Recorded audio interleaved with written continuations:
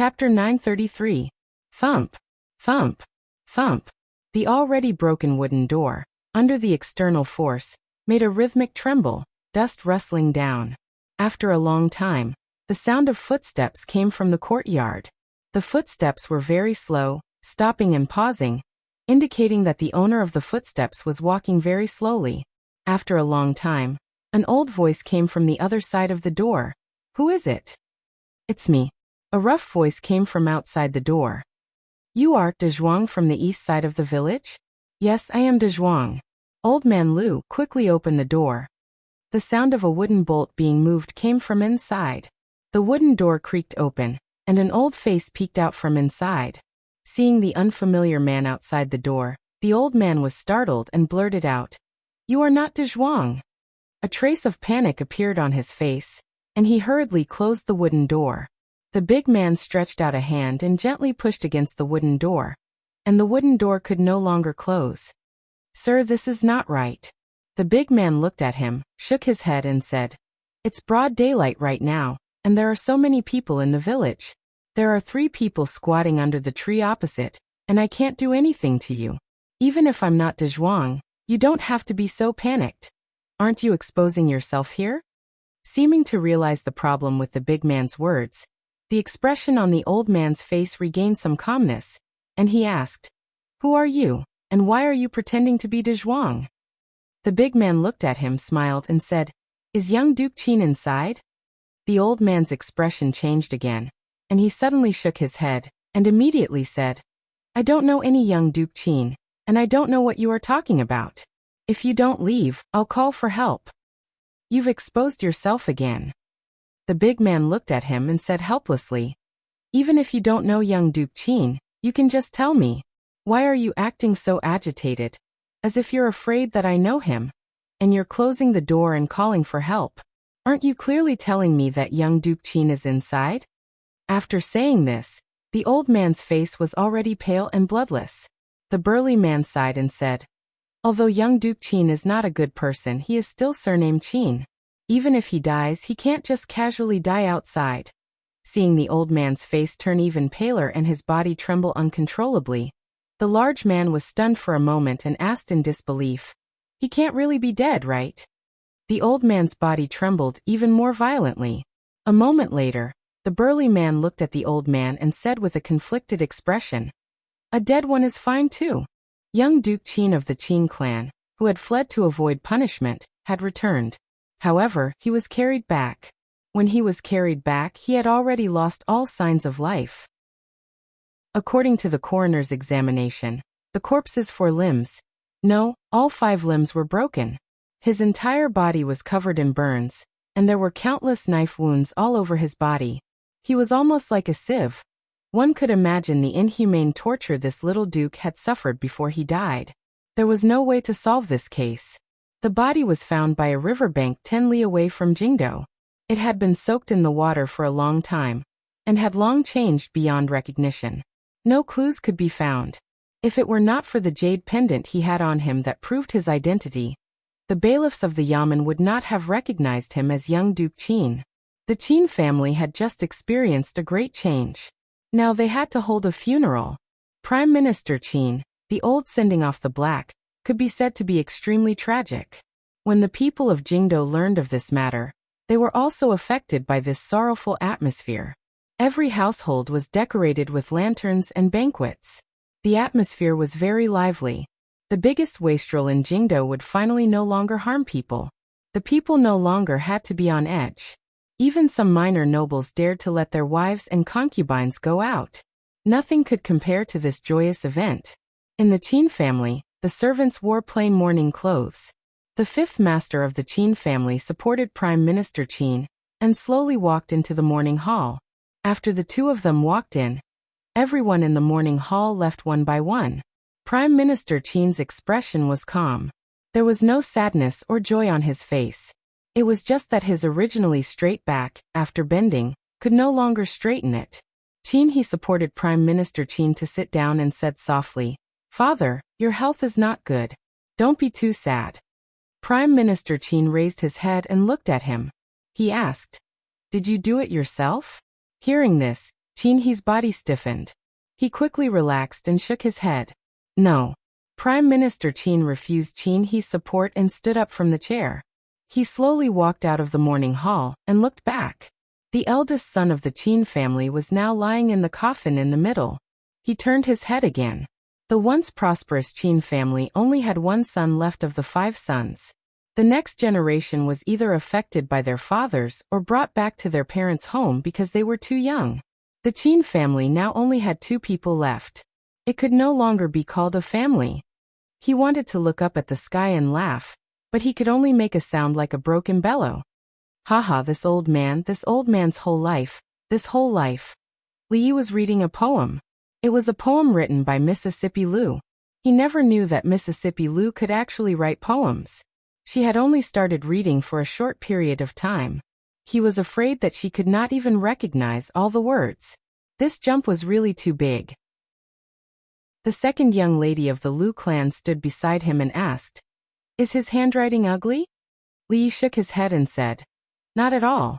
If your writing is ugly, there is no good writing in the world." He said this not only because he wanted to flatter Mississippi Lu. Mississippi Lu might not be able to recognize all the words, read articles, or write poems, but she could write good writing that countless people would envy. For a master like her, if she could not even control her body, she would not dare to go out and brag about her ranking on the heaven list. What's more, her handwriting was very similar to the one she usually used. Wouldn't it be like slapping her own face if she said that her writing was bad? An imperceptible joy appeared on Mississippi Lu's face, and she asked, "Really not ugly?" Li Yi said seriously, "Really not ugly, I swear to God." Mississippi Lu breathed a sigh of relief. "That's good. I found your old handwriting and copied it. I was still worried. It's just that the tone is wrong. There's no mood, no rhythm, and no rhyme. In terms of words, you need to think about it." Li Yi frowned and looked at Mississippi Lu, and said, "Rui, I think you should focus on practicing your sword. If you don't believe me, look up and see who the heavens have forgiven." Li Yi ran around the courtyard, and as he ran, he turned back to warn second young mistress Lu. "Qin Yu has committed many evil deeds, and now he's dead. You know how tragic his death was. If you continue to treat me like this, when the day comes that my martial art surpasses yours, I promise, I will repay you 10 times, 100 times, for what you've done to me today." Mississippi Lu held autumn water, and looked at him coldly. She followed behind him at a steady pace. "I've decided to listen to your advice and practice my sword." Mississippi Lu's autumn water was out of its scabbard. Things could not be more serious. Seeing Rui standing at the door, Li Yi quickly said, Rui, don't just look, take care of her." Rui smiled and walked into the room with Li Duan in her arms. Li Yi looked at the sloppy old man leaning against the tree and said, "Sue, 10 chicken legs, 10 chicken legs, help me stop her." The sloppy old man raised his head and glanced at him, then looked away again, focusing his attention on the little yellow book in his hand. In the entire courtyard, there were only 2 people who were more powerful than Mississippi Lu. One didn't care about the relationship between husband and wife, and the other didn't care about the morality of the martial world.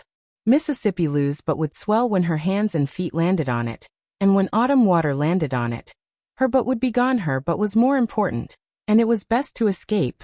He channeled all his true yuan to the soles of his feet, and his whole body turned into a shadow, disappearing from where he stood, heading straight for the direction of the courtyard's entrance.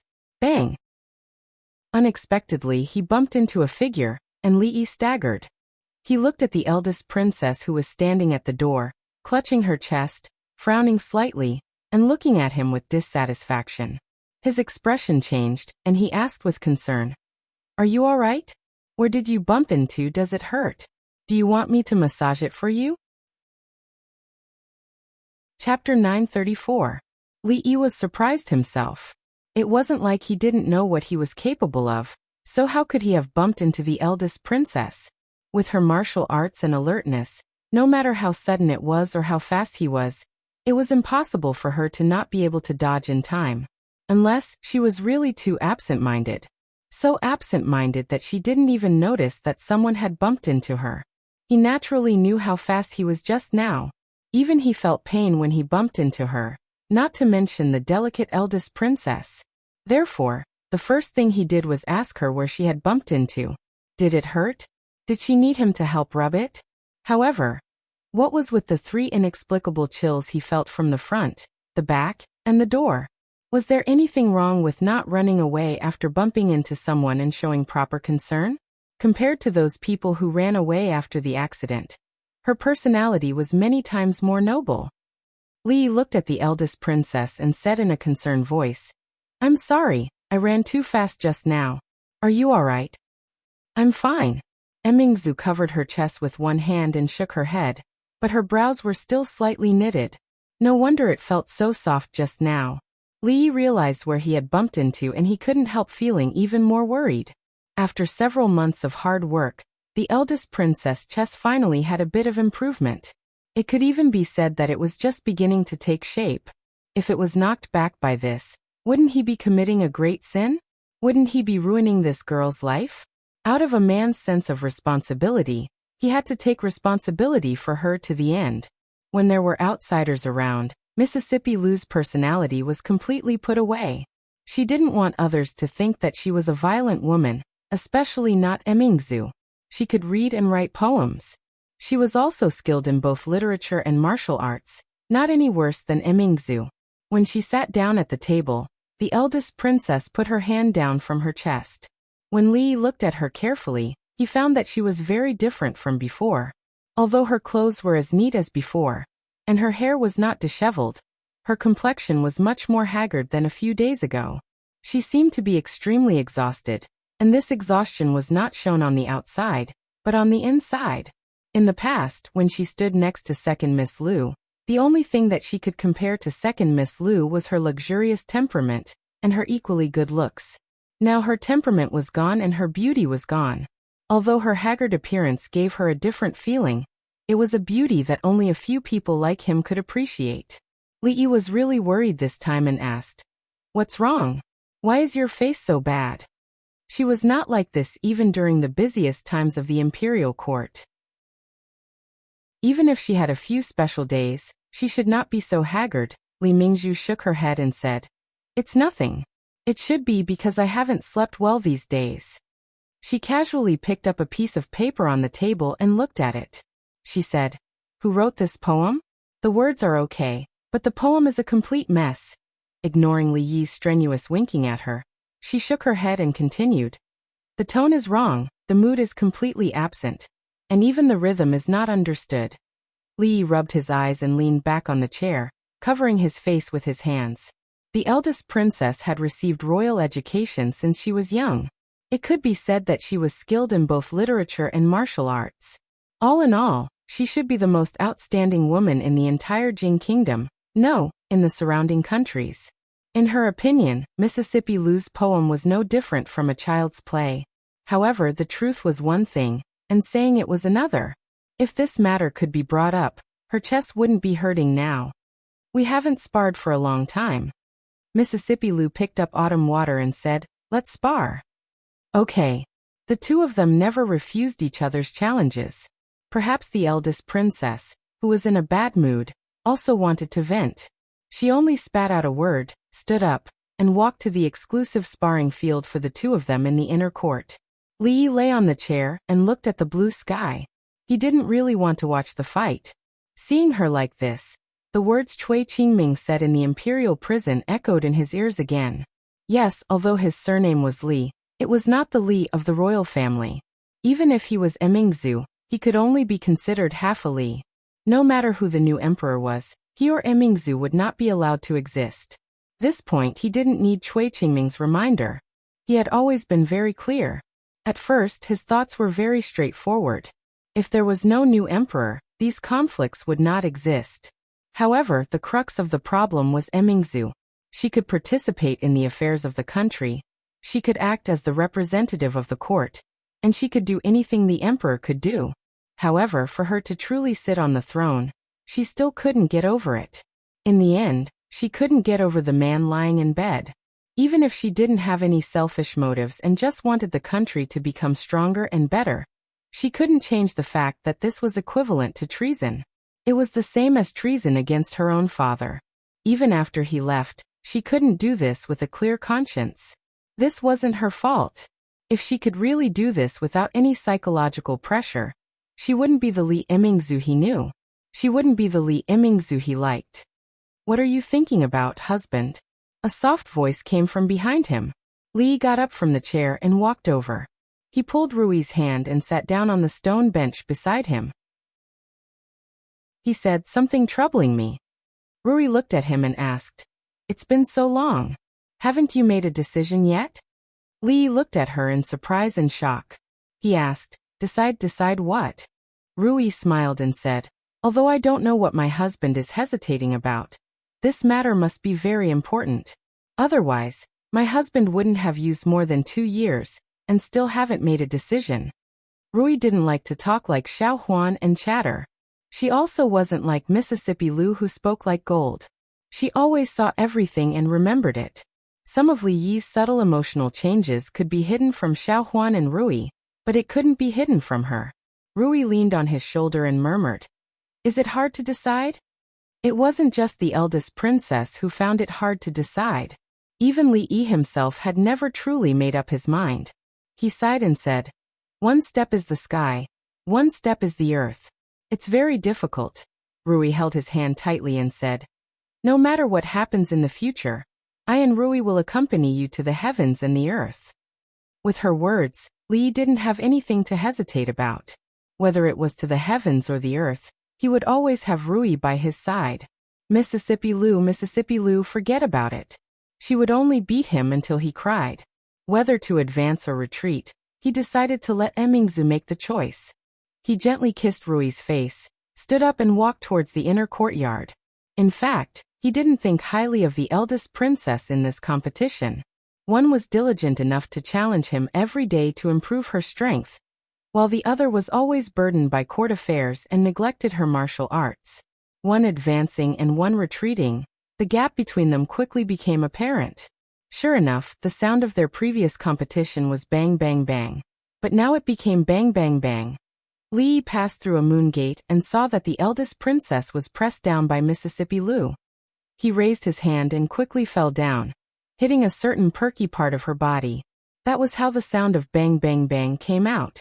As he hit, he frowned and asked, "Do you submit? Do you submit? Do you submit?" Li stood still, thought for a moment and asked, "Do you need my help?" Chapter 935. Help. How do you want to help? Mississippi Lu's raised hand stopped in the air, and she looked over. The Princess Royal's acupuncture point was sealed, and her pretty face was flushed. She stared at him with a murderous look. "Rui, what are you doing?" Li walked over quickly, pulled Mississippi Lu away and said, "Emingzu is a princess. How can you treat her like this? Let go of her." Mississippi Lu was pulled away by him. The murderous look in the Princess Royal's eyes dissipated, and there was a hint of apology. It turned out that the help he was talking about was to help himself. Li secretly wiped away a cold sweat. Although he also wanted to try what it felt like to spank the butt of a princess who might become an empress in the future, it was just for the moment. There was still a long way to go to Rui. Just thinking about it made him tremble. After the Princess Royal was helped up by him, she still couldn't move. Li looked up and down, left and right, and asked, "Have your acupuncture points been sealed? Where was it? I'll help you unseal it." The Princess Royal's face turned red again and she didn't say anything. Mississippi Lu came over, pushed him aside, and gently touched Mingju's chest. Although she was humiliated by Mississippi Lu, she didn't do anything drastic after her acupuncture points were unsealed. She got up and walked to the hot spring room, and said lightly, "I'm going to take a bath. Get me a change of clothes." Li followed Mississippi Lu to the front. She suddenly turned around and asked, "I'm going to get her a change of clothes, and I'm going to take a bath. Do you want to come with me?" Li hesitated. "I don't think that's a good idea." When Mississippi Lu began to roll up her sleeves, Li waved his hand and said, "I just took a bath this morning. I don't need it this time." After that, he turned around and walked in the direction he came from. After being spanked by Mississippi Lu, the Princess Royal took a shower and changed her clothes. She looked much more energetic than before. The clothes she was wearing belonged to Mississippi Lu. They were about the same age and height. She could wear whatever Mississippi Lou could wear, but Mississippi Lou might not be able to wear what she could. Lee noticed that Mississippi Lou's gaze kept drifting towards the Princess Royal's chest, and there was some doubt in her eyes. The relationship between the two of them was really strange to the extreme. They were enemies and friends at the same time. Lee couldn't figure it out, but there was one thing he was very clear about. The two of them were indeed getting closer. With the Princess Royal's character, she could actually act as if nothing had happened after being spanked. With their habits, they would actually take a bath together with each other. This made Lee involuntarily think of Zuemo and Ruoqing. What was wrong with the women around him? Emingzi tucked a strand of hair that was still a little wet at the temples behind her head. She looked up and asked, "Have the princes sent you invitations?" Lee nodded and said, "There are quite a few." The ones who were the happiest about the King of Shu losing power were not him or the Princess Royal, but the princes who used to be below the King of Shu. In the past, the King of Shu had a respected status and had the support of the Cui family and many forces in the court. The other princes could not see any hope at all. Now that the King of Shu had fallen, wouldn't the throne be chosen from among them? Therefore, these days, the princes whose fiefdoms were close to the capital had already rushed back to the capital. Those whose fiefdoms were far away were also on their way back after receiving the news.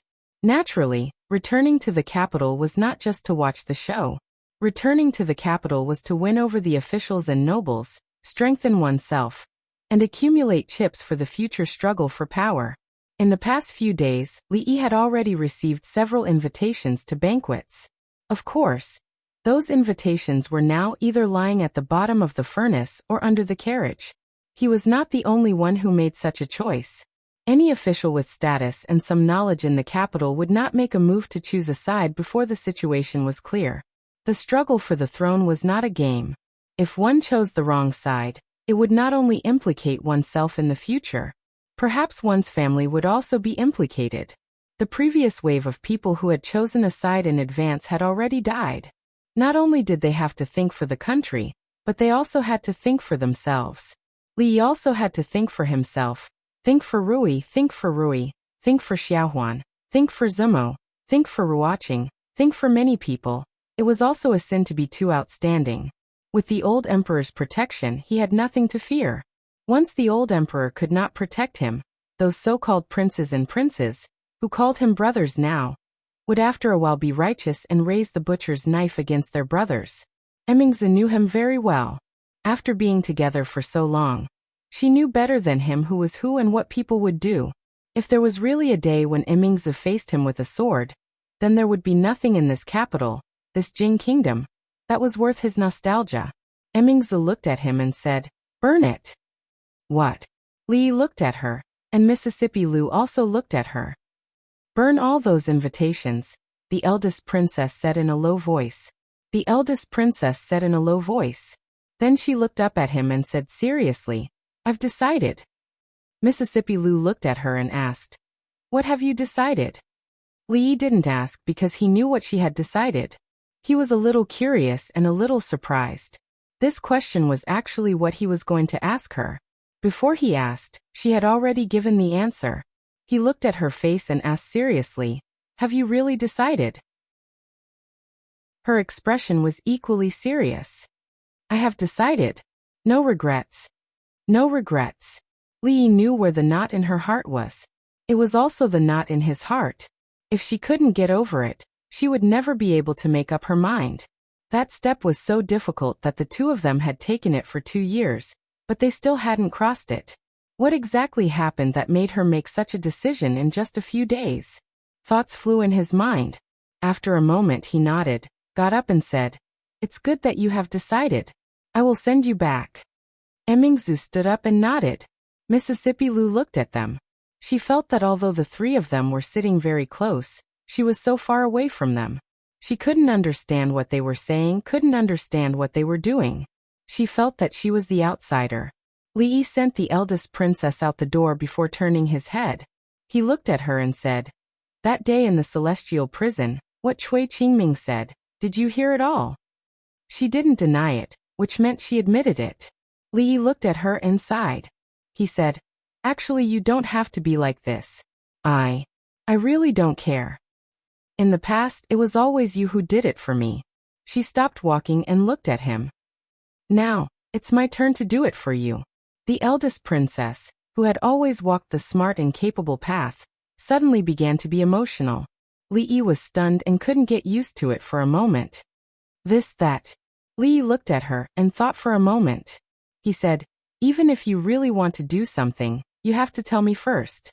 Don't let your imagination run wild. Look at how haggard you look these few days. The eldest princess shook her head and said, it's all right. I can still hold on. It's not a matter of whether you can hold on or not. Li Yi shook his head and said seriously, in the past when you and Rui stood together, you were evenly matched. Now she has taken 70% of the advantage. You only have 30% left. When Li Mingzhu heard that, she was taken aback for a moment before she gave a faint smile. She turned around and attentively helped him adjust his collar. She asked, do you know why Lu Rui always likes to beat you up? Why? Li Yi immediately became spirited and asked curiously. This was something he had been puzzled about for a long time. He couldn't understand why the violent and savage Mississippi Lu didn't beat others but always beat him. In the end, he could only attribute it to the whole family. She couldn't beat Rui, and beating Xiaohuan would seem like bullying the weak. She could only bully him to get a little bit of psychological satisfaction. Emingzu helped him fix his collar. Then she clenched her fist again and said, because I also like. Chapter 936. If she liked him, then she liked him. If she liked him, then she should say it out loud. He would decide whether or not to accept her based on her performance in the future. She grabbed his collar just because she liked him. He almost suffocated to death. What kind of like was that? His collar was grabbed by her. When Li Yi walked back, he tidied his collar and ordered the gatekeeper, send an invitation to all the manners who sent the invitation. Tell them that I'm sick and can't go. If you don't want to go, then don't go. Telling others that you're not going was basic etiquette. He straightened his collar and tidied his clothes before walking into the courtyard.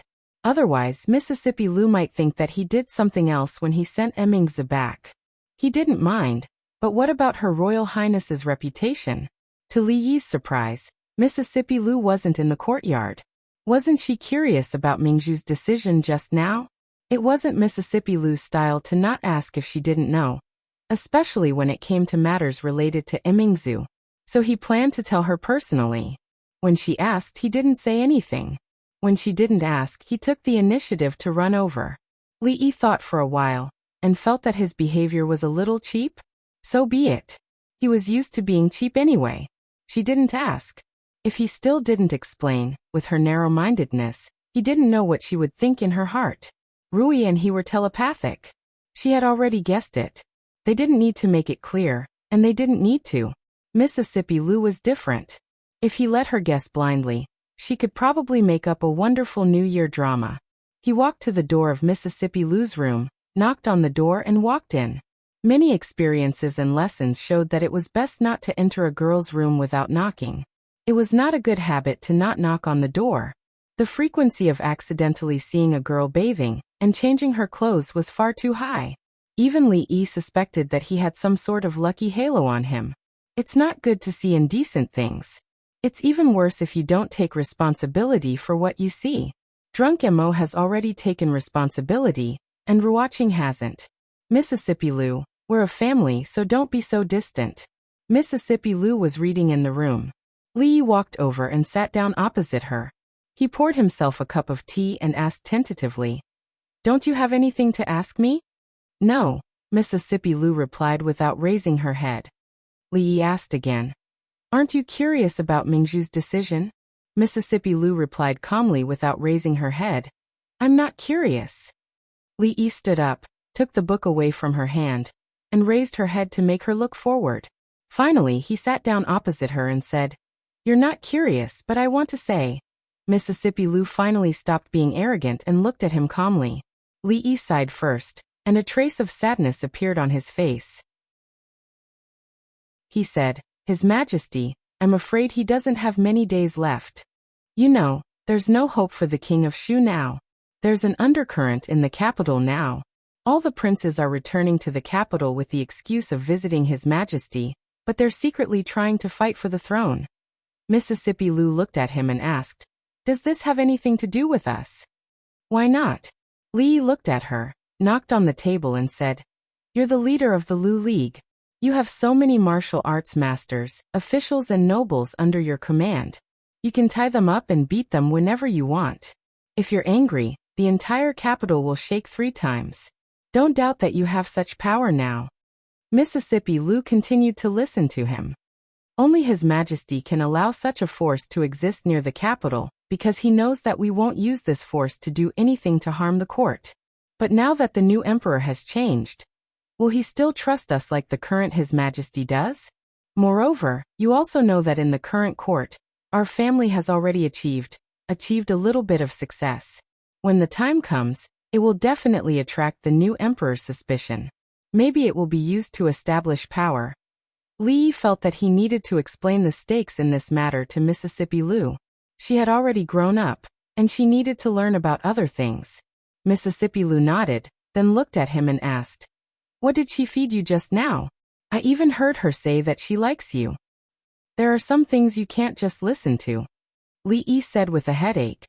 "Do you understand what I just said? Do you understand the current situation of our family? Let's go tie up those princes." Mississippi Lou's method was always so simple and direct. Violence is a way to solve problems, but it's not the only way. Lee looked at her and said solemnly, "You have to remember, you are a scholar now. A scholar can't always fight and kill." Mississippi Lou nodded and said, "So what did she feed you just now?" "She didn't feed me anything." Lee rubbed between his brows, stood up, and pressed down on her shoulder. He said, "We now have 2 paths. The first is to have someone who won't suspect us and won't doubt us become the emperor. And we will continue to stay in the capital. The second is to pack up now. We won't stay in the capital anymore. We'll abandon all the brothels, all the shops, all the properties. We'll take Rui Xiaohuan and Emingzu and find a place to occupy the mountain and become king. I choose the second path." Mississippi Lou said without hesitation, looking a little eager to try. Then she seemed to realize something and asked, "Why do we have to take Emingzu with us? Why did they have to take the eldest princess?" Naturally, it was because she was in the same situation as him, or even more dangerous than him. Once the new emperor ascended the throne, could he watch the existence of a princess who was more influential than him in the court, among the people, and in the hearts of all the scholars? If he used his brain a little, he would know what Mingzhu's fate would be after the change of the dynasty. Li sat down, sighed, and said, "If we don't take her with us, you will never see her in the future. When the new emperor ascends the throne, he won't be able to tolerate us, let alone her. At that time he might kill her, and he might let her marry anyone." "Really?" Mississippi Lou raised her head and asked happily. Li really had a headache. Why was it so difficult to communicate with Mississippi Lou? Mississippi Lou suddenly said, "There's something wrong with the way she looks at you." Li frowned and asked, "What's wrong? How can you tell?" "Intuition." Mississippi Lou frowned. Today, the way Emingzu looked at him was not the same as before. There was something else hidden, something that made her vigilant. It was a look that only his sister had when she looked at him. "What's different?" Li shook his head and said, "The way she looks at me is exactly the same as the way you look at me. There's nothing wrong." Mississippi Lou raised her head and looked at him, and her body trembled slightly. Li then looked at her and said slowly, "If Emingzu can become the future emperor, we don't have to worry about anything." A woman becoming the emperor? Mississippi Lou came back to her senses and reached out to touch his forehead.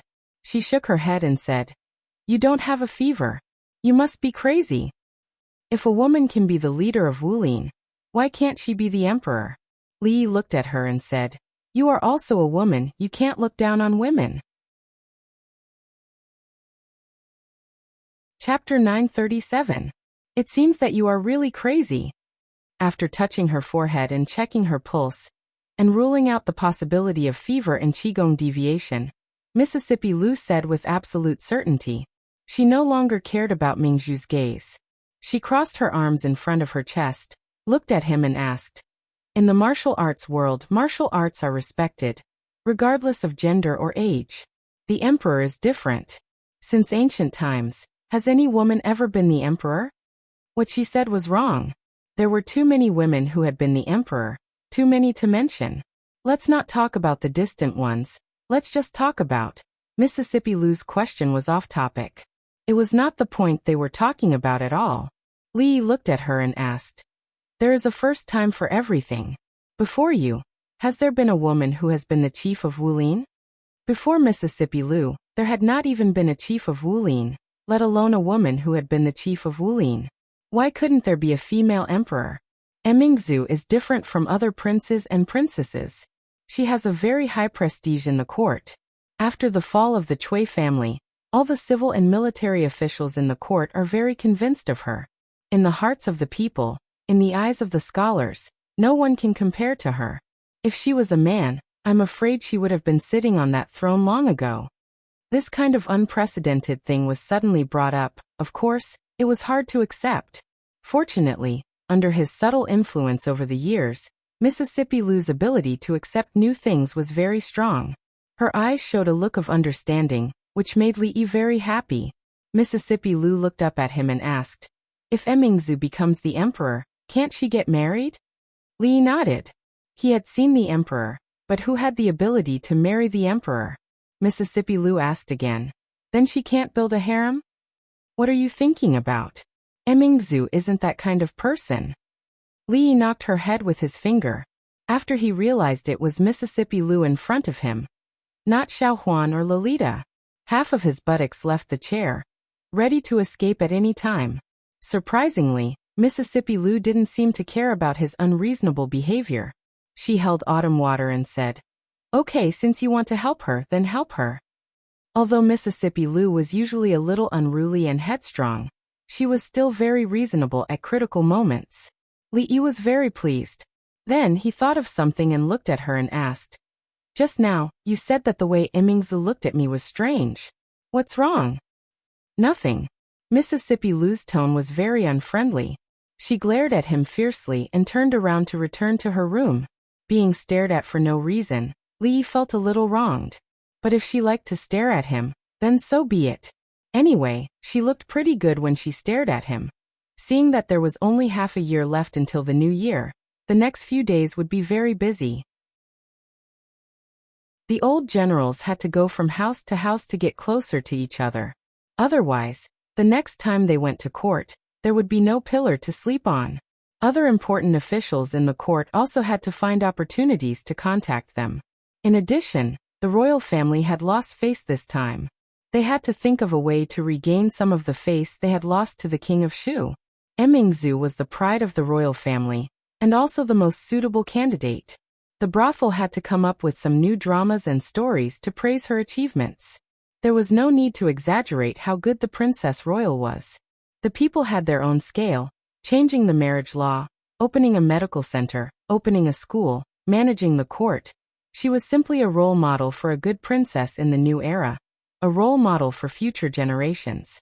There was no other in the world. The warm autumn sun hung high in the sky. The weather was rare. A clean white cloth was spread on the grass. In 2 months, the two little guys would be 1 year old. Now was the time for them to move around more. They crawled around on the white cloth. Xiaohuan and the maid named Yanji from the prince's mansion watched them from the grass. Rui and the prince's concubine were on a boat on the lake. The proud Lolita held her arm to accompany them. It was too far away to hear what they were talking about. Li sat in the pavilion in the middle of the lake and ate a grape. He asked casually, "I heard that a few more princes have returned to the capital?" 3. Li Xian nodded and said, "However, it's useless for them to return to the capital. Even if there's a fight for the crown prince, it won't be their turn." Li Xian shook his head and said, "They might as well learn from the others and stay in their feudal lands obediently. Right now, it's easy to enter the capital but hard to leave." Li Xian's words were not without reason. Everyone knew what the princes who had returned to the capital at this time were thinking. However, there was only one position. If they managed to get it, they would transform from a flood dragon to a dragon. If they failed to get it, they could only be a snake, and there was a high chance that they would end up as a dead snake. It was better for those princes who knew that they had no hope of getting the throne and stayed in their feudal lands obediently. It was better to be an idle prince who stood aloof from worldly affairs than to lose their lives. There are 6 adult princes who have stayed in the capital. Prince Chi and Prince Xian are the 2 with the most backing. Of course, they still can't be compared to the king of Shu in the past. However, now that the Chui clan has fallen, there's no hope for the king of Shu. On the surface, it seems that they have the highest chance of getting the throne. Note, the title Prince Chi was something I randomly came up with back then. I didn't take the Qi kingdom into consideration, and there's no other meaning to it. It's useless to dwell on these meaningless things. Let's just treat it as an ordinary title. Li Yi threw the grape skin into the lake, and fish immediately swam over. He then asked, "These princes probably won't be able to stay idle for the time being, right? How can they possibly stay idle?" Li Xian shook his head and said, "They're busy visiting the officials of the imperial court, sending gifts everywhere, forming cliques and seizing power." He suddenly looked at Li Yi and asked, "What should we do now? If you and Emingzu have made any decisions, don't hide it from me again." Li Yi looked at him and said, "Don't you know how to read lips? There's no need for us to tell you to know what we're talking about. Who can hide it from you? You don't have to mock me." Li Xian shook his head and said, "At that time, I wasn't good enough. But it's different now. As long as I'm not too far away and can't see clearly, I can almost guess what you're talking about. Moreover," he changed his tone and said, "even if I don't look, I can guess what Emingzu will choose in the end." Li Xian said with certainty, "For her and for you, she will definitely do it." "You guessed it?" Li looked at him in surprise. It was said that a scholar who had been away for 3 days would be looked at in a new light. Li Xian had suddenly become smart, and it was really hard for him to get used to it. "Of course. I didn't guess it." Li Xian shook his head and said, "A few days ago, Brother Shen said that if the new emperor ascends to the throne, you and Emingzu will be in danger. I thought about it. With Mingzhu's personality, she won't care if she's in danger or not. But with you it's different." Li suddenly looked at him and asked, "You didn't tell this to your brother Shen, did you?" Li Xian shook his head and said, "I'm not stupid. This kind of thing, other than the 3 of us, I can't tell anyone else. Do I look like the kind of person who would casually tell this kind of thing to others?" "That's not necessarily true." Li shook his head and said, "I heard that your brother Shen has a beautiful and charming sister. If you use a honey trap a little, do you think I'll be so ungrateful for a beauty?" Li Xian looked at him and said seriously, "But you don't say brother Shen's sister is really beautiful." "I'm just joking. How could I not trust you?" Li Yi waved his hand. In fact, compared to brother Shen's sister, he was more worried about brother Shen himself. Speaking of honey traps, Li Xian suddenly looked at him and asked, "You have so many beauties around you, I'm worried about you. Do you think I'm that kind of person?" Li looked at him and asked, "I trusted you so much, and this is how you treat my trust?" Hearing this, Li Xian lowered his head in shame and said, "I still think you are. For them, what wouldn't you do? Furthermore, your wife seems to have a younger sister who's even more beautiful and charming than her." Chapter 938. Like a flower, like jade enchanting, like jade enchanting. When Mississippi Lu becomes enchanting, Li Yi will also be able to smile in the underworld. Li Xian's face showed a thoughtful expression, and he suddenly asked, "Do you think it's a good idea to let Emingzu sit in that position?" Li Yi peeled an apple, took a bite, put it aside and picked up another one. "Whether it's for you or for Emingzu, it's the safest for her to sit in that position." Li Xian looked at the pieces of apple skin he peeled and fell down in a spiral shape, and asked, "It's a good thing for any one of you, but what about the 2 of you?" "What do you mean?" "You know what I mean." Li Xian looked at him meaningfully, and when the last piece of apple skin fell down, he stretched out his hand and said, "Thank you." Crack. "I don't know." Li took a bite of the apple, and with one in each hand, he got up and walked out of the pavilion. Rui and the crown princess had already come down from the boat. The two little fellows seemed to be very interested in the water, so the two had to bring them onto the boat. With Rui around, there was no need to worry about safety. The arrogant Lolita did not get on the boat this time. She trotted over and snatched an apple from Li Yi's hand. She did not care if he took a bite or not, and happily chewed on it. I don't care what you and Emingzi think, and I don't care what's going on between the two of you. Li Xian walked over from behind, holding an unpeeled apple in his hand. After taking a bite, he said, "Let's get through this first. Those fellows in the imperial court have been spoiled. It's time for them to calm down and think about it." After hearing what he said, Li Yi found that he had to face a reality. He had only seen Li Xian a few times recently, but he was no longer the silly and adorable Li Xian from before. Could it be that he had learned this cleverness from Brother Xin? However, this was also a good thing. At the very least, after he became smarter, he could save himself some trouble. The Tsundere Lolita raised her small face and asked, "Brother Xian, what's going on with you and my royal sister?"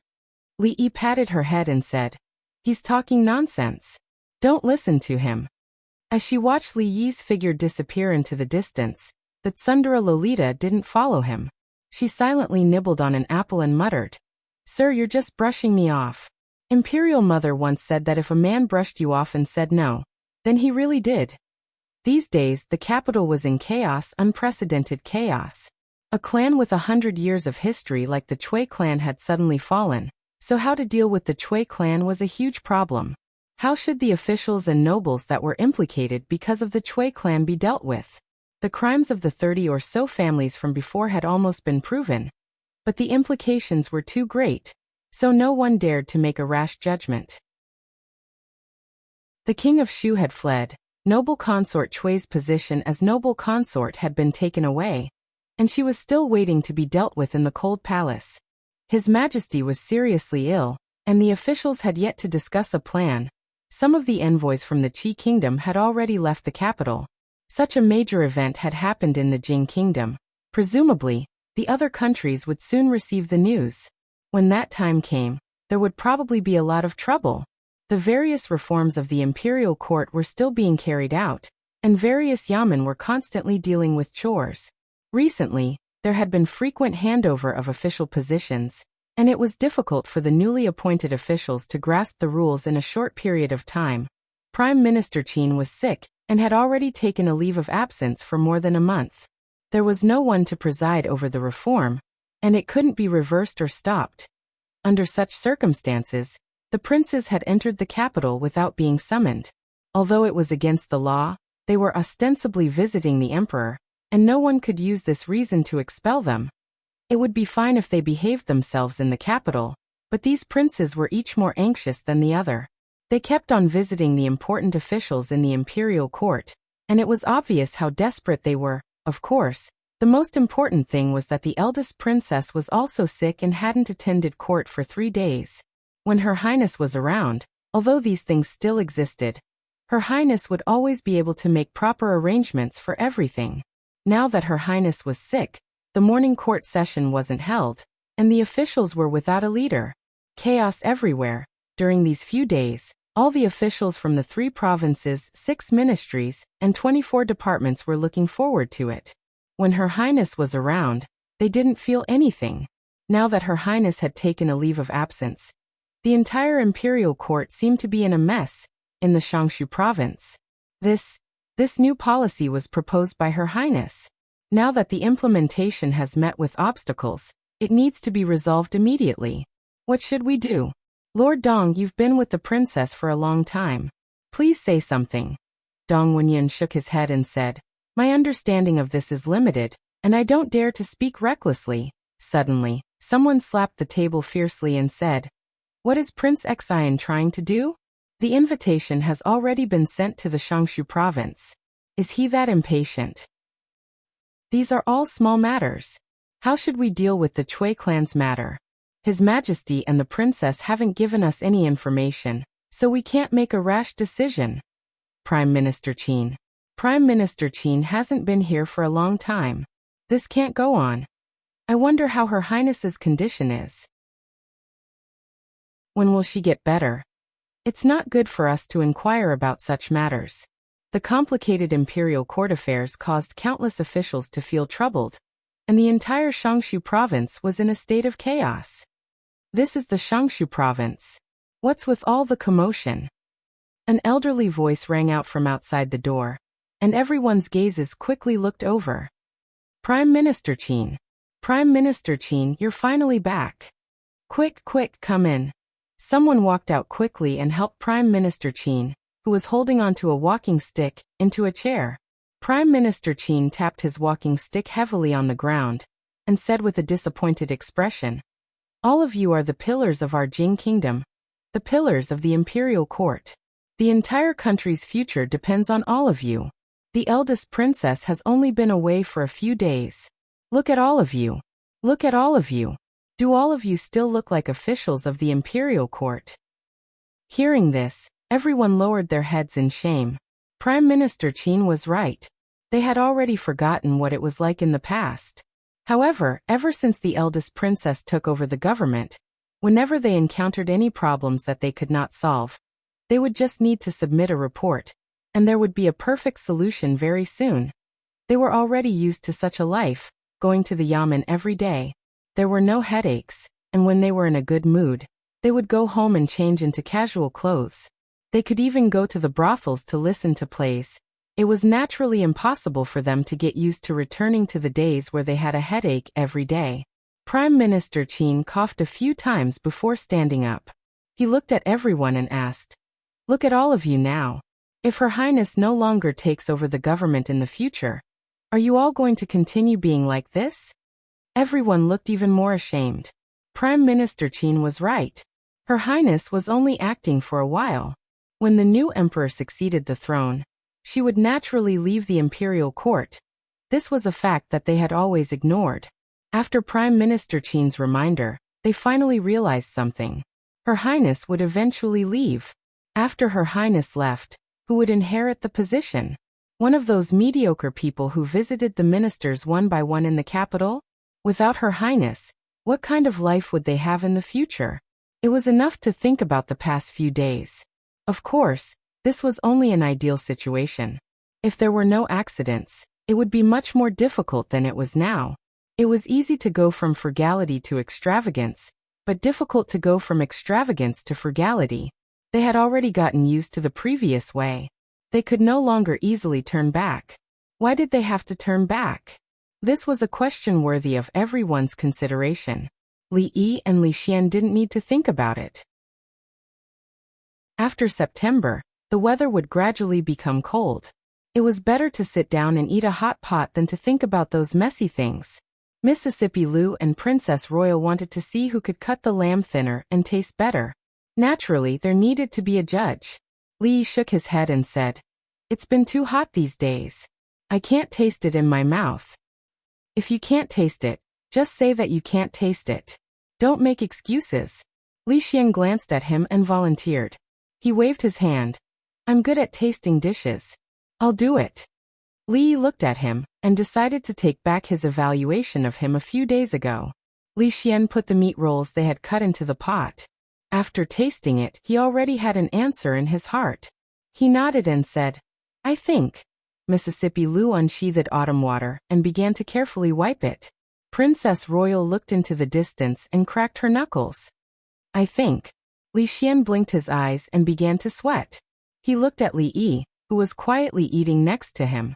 When he turned back, he shook his head with a serious face and said, "I'm sorry, I've also been too hot these days. I really can't taste it." Chapter 939. In the end, in order to prove that Emingzu and Rui's culinary skills were on par, Li Xian finished all the remaining meat rolls by himself. Perhaps it was because he had eaten too much, but his face was red.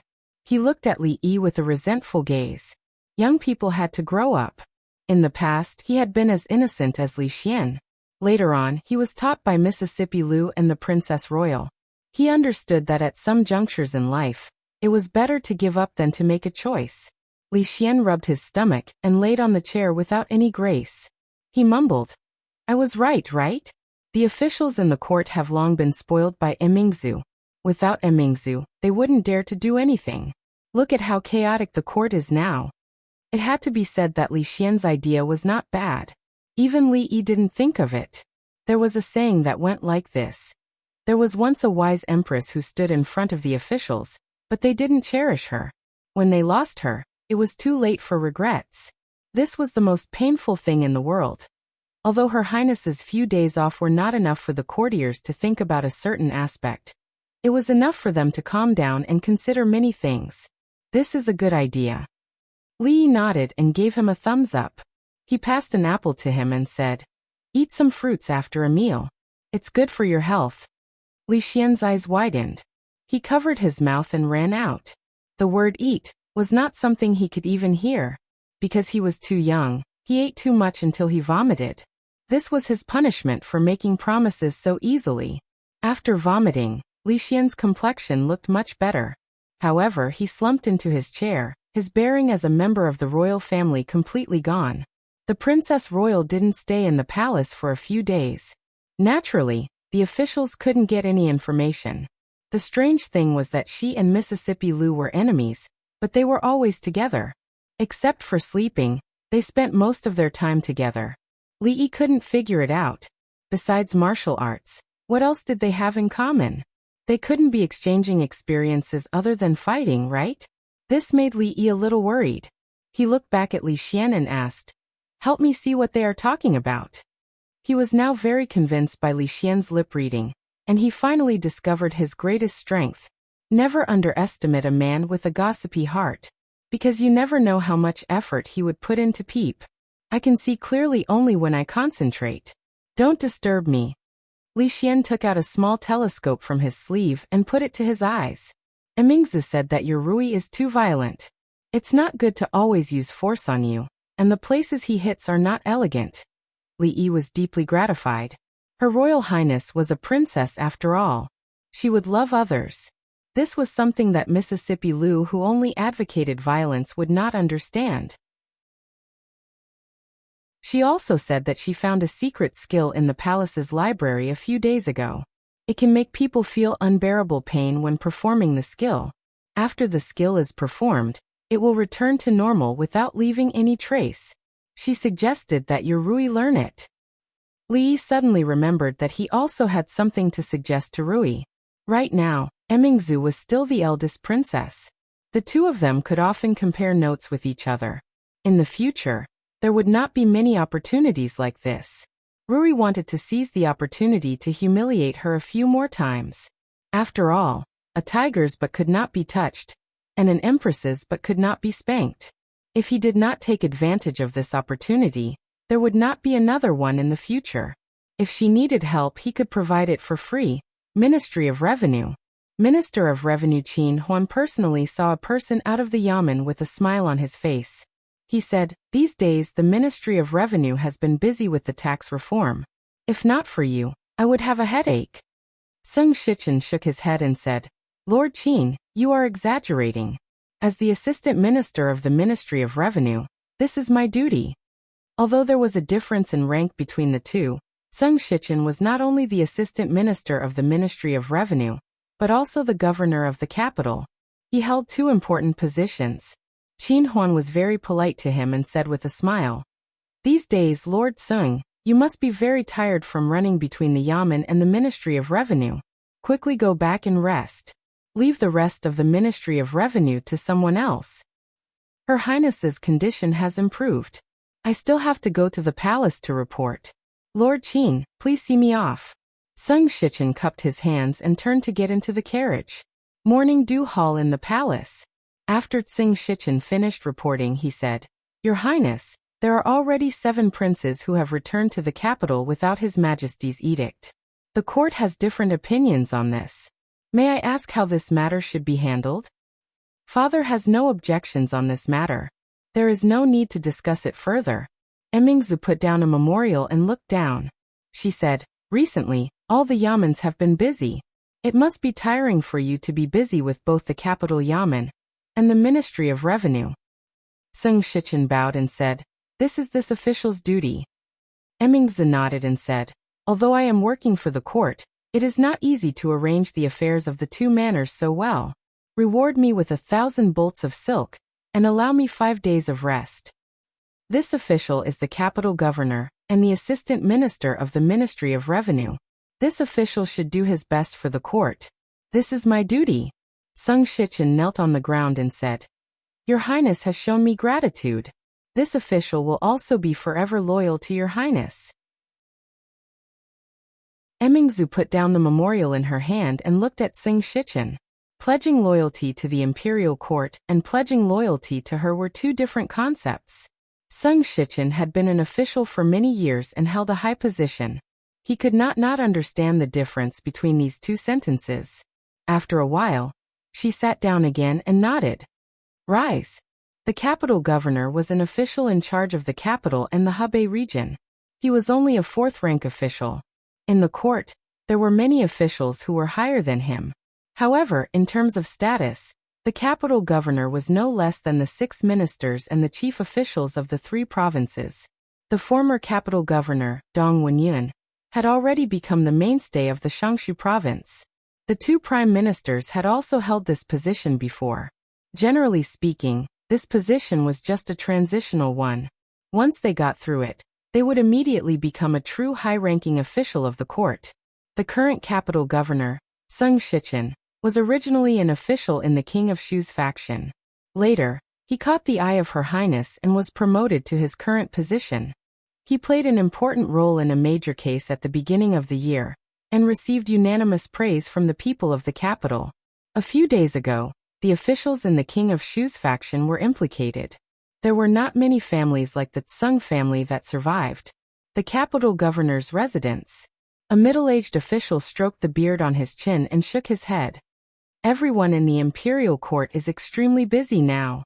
I'm only able to have this little bit of leisure time because I'm busy. Only Lord Zeng, who is in a high position, still has such leisure and elegance. I'm really envious of you. Sung Shichen smiled and took a sip of tea.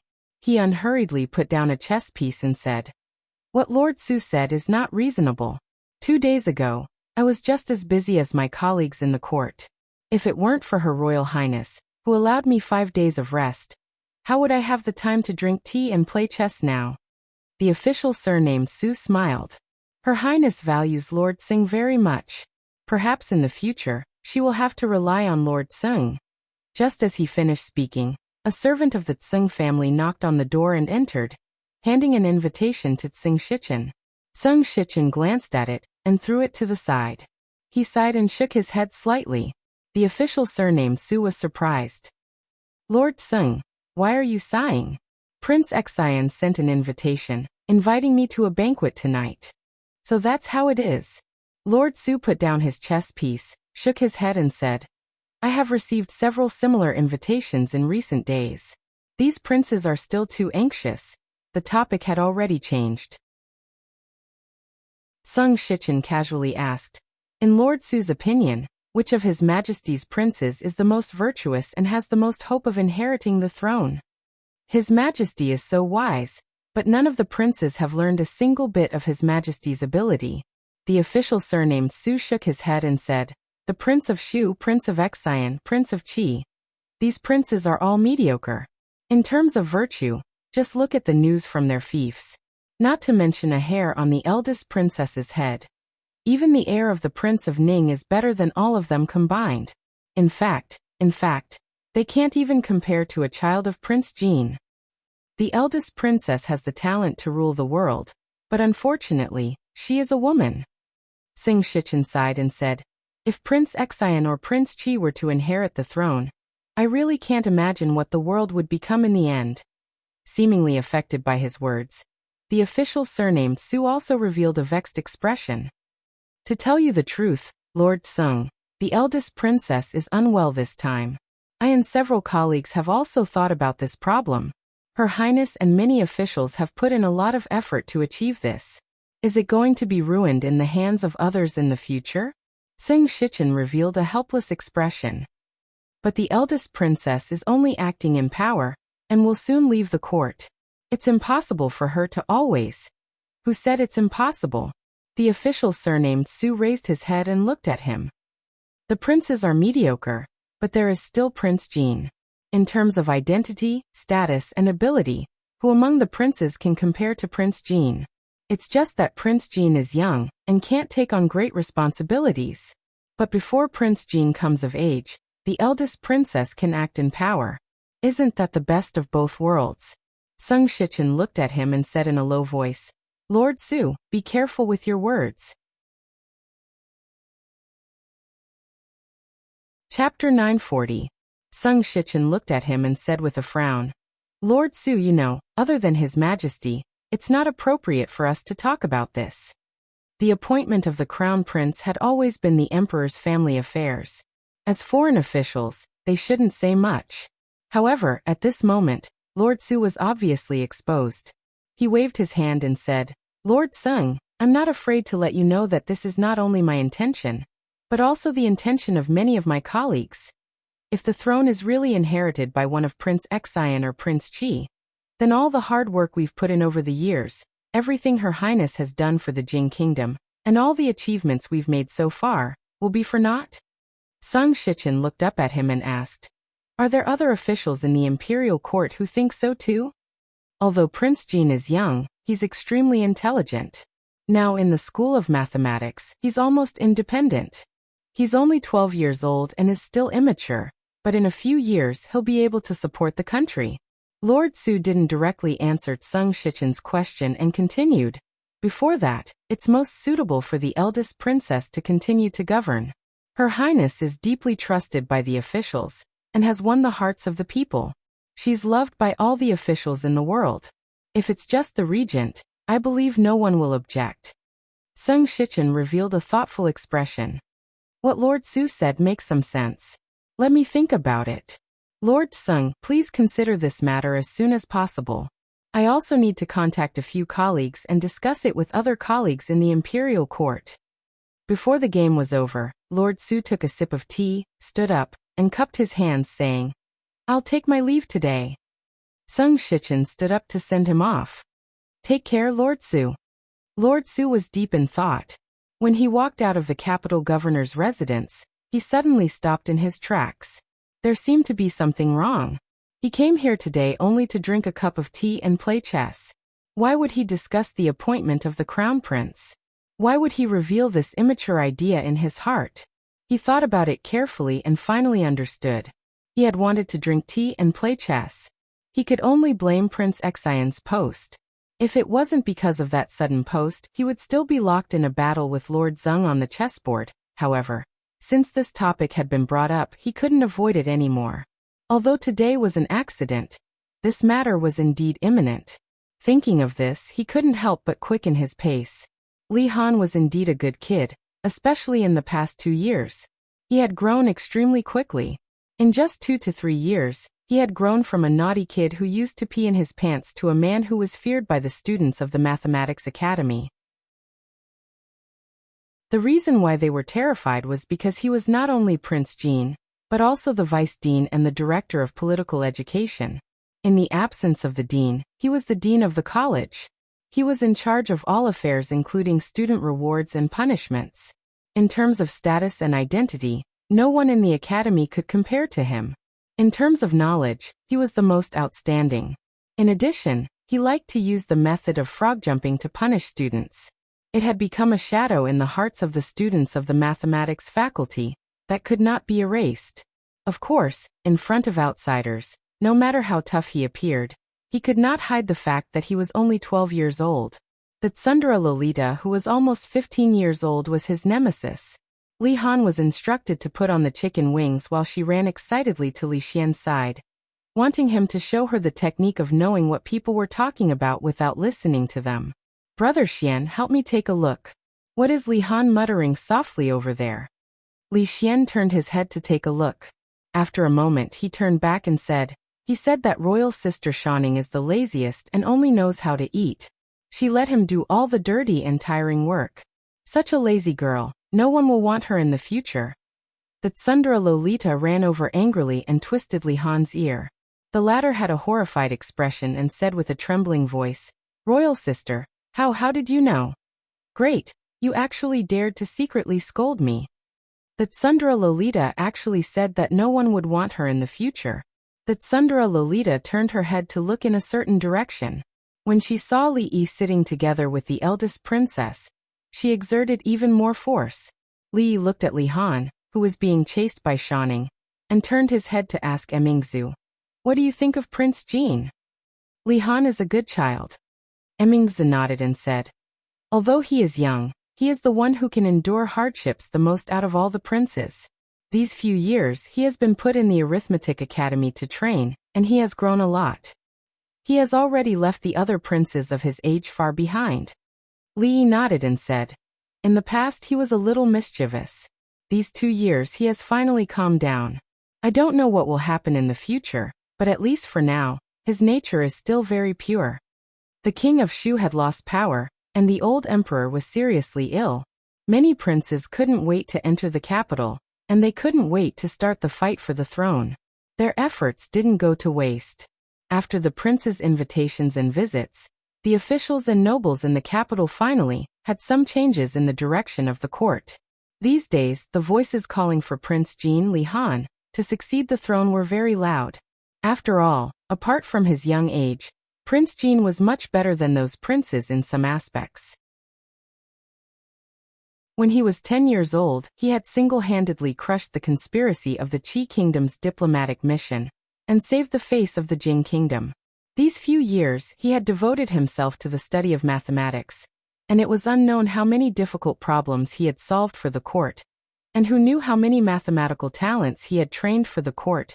Wouldn't it be better for such a person to be the emperor than those idiotic princes? Being young was not a problem. Behind him, there was the eldest princess regent. As the emperor, he just needed to grow up. In the process of growing up, if he could learn 10 or 20% of the eldest princess's knowledge, it would be enough to deal with the complicated political affairs. After all, what the officials cared about was not who would become the emperor, but whether or not the court would be as stable as it was now after that person became the emperor. Would they still be able to follow the eldest princess to get rid of the internal troubles, deter the external enemies, and implement one beneficial policy after another to make the weak Jing Kingdom stronger and stronger? Emingzu looked into the distance and said, "I hope that in the future he can be like father. Why do you care so far away?"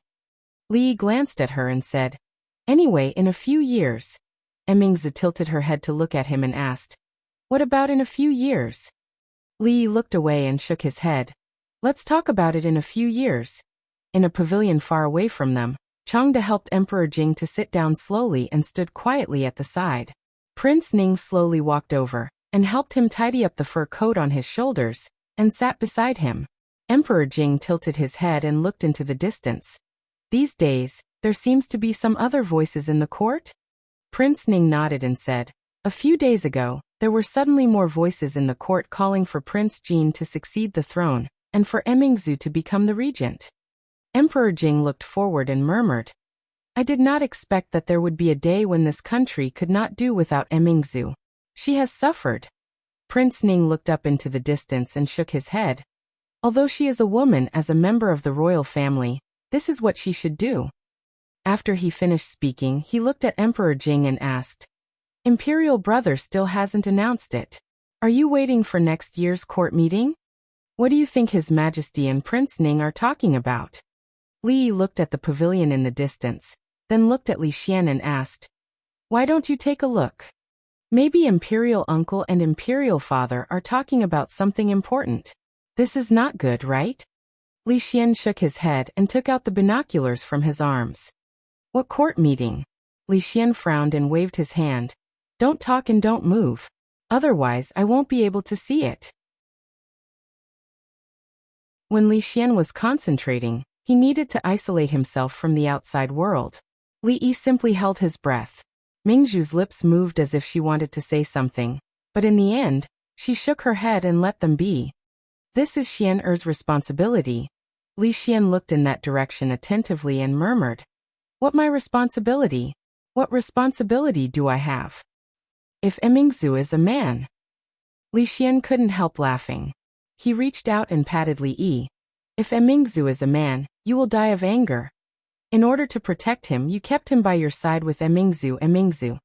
Li Xian's body suddenly froze and he could no longer speak. After a long time, his face showed anger. He suddenly raised his hand, and the binoculars fell to the ground and scattered. His face was ferocious, but his body could not stop trembling.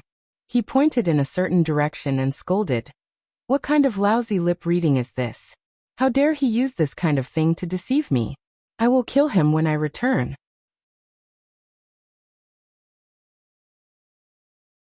Chapter 941. In order to create a quiet environment for Li Xian, Li Yi and the eldest princess did not make any noise. Li Xian suddenly flew into a rage.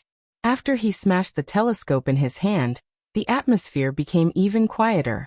Li Yi looked away from him and met the eldest princess's eyes.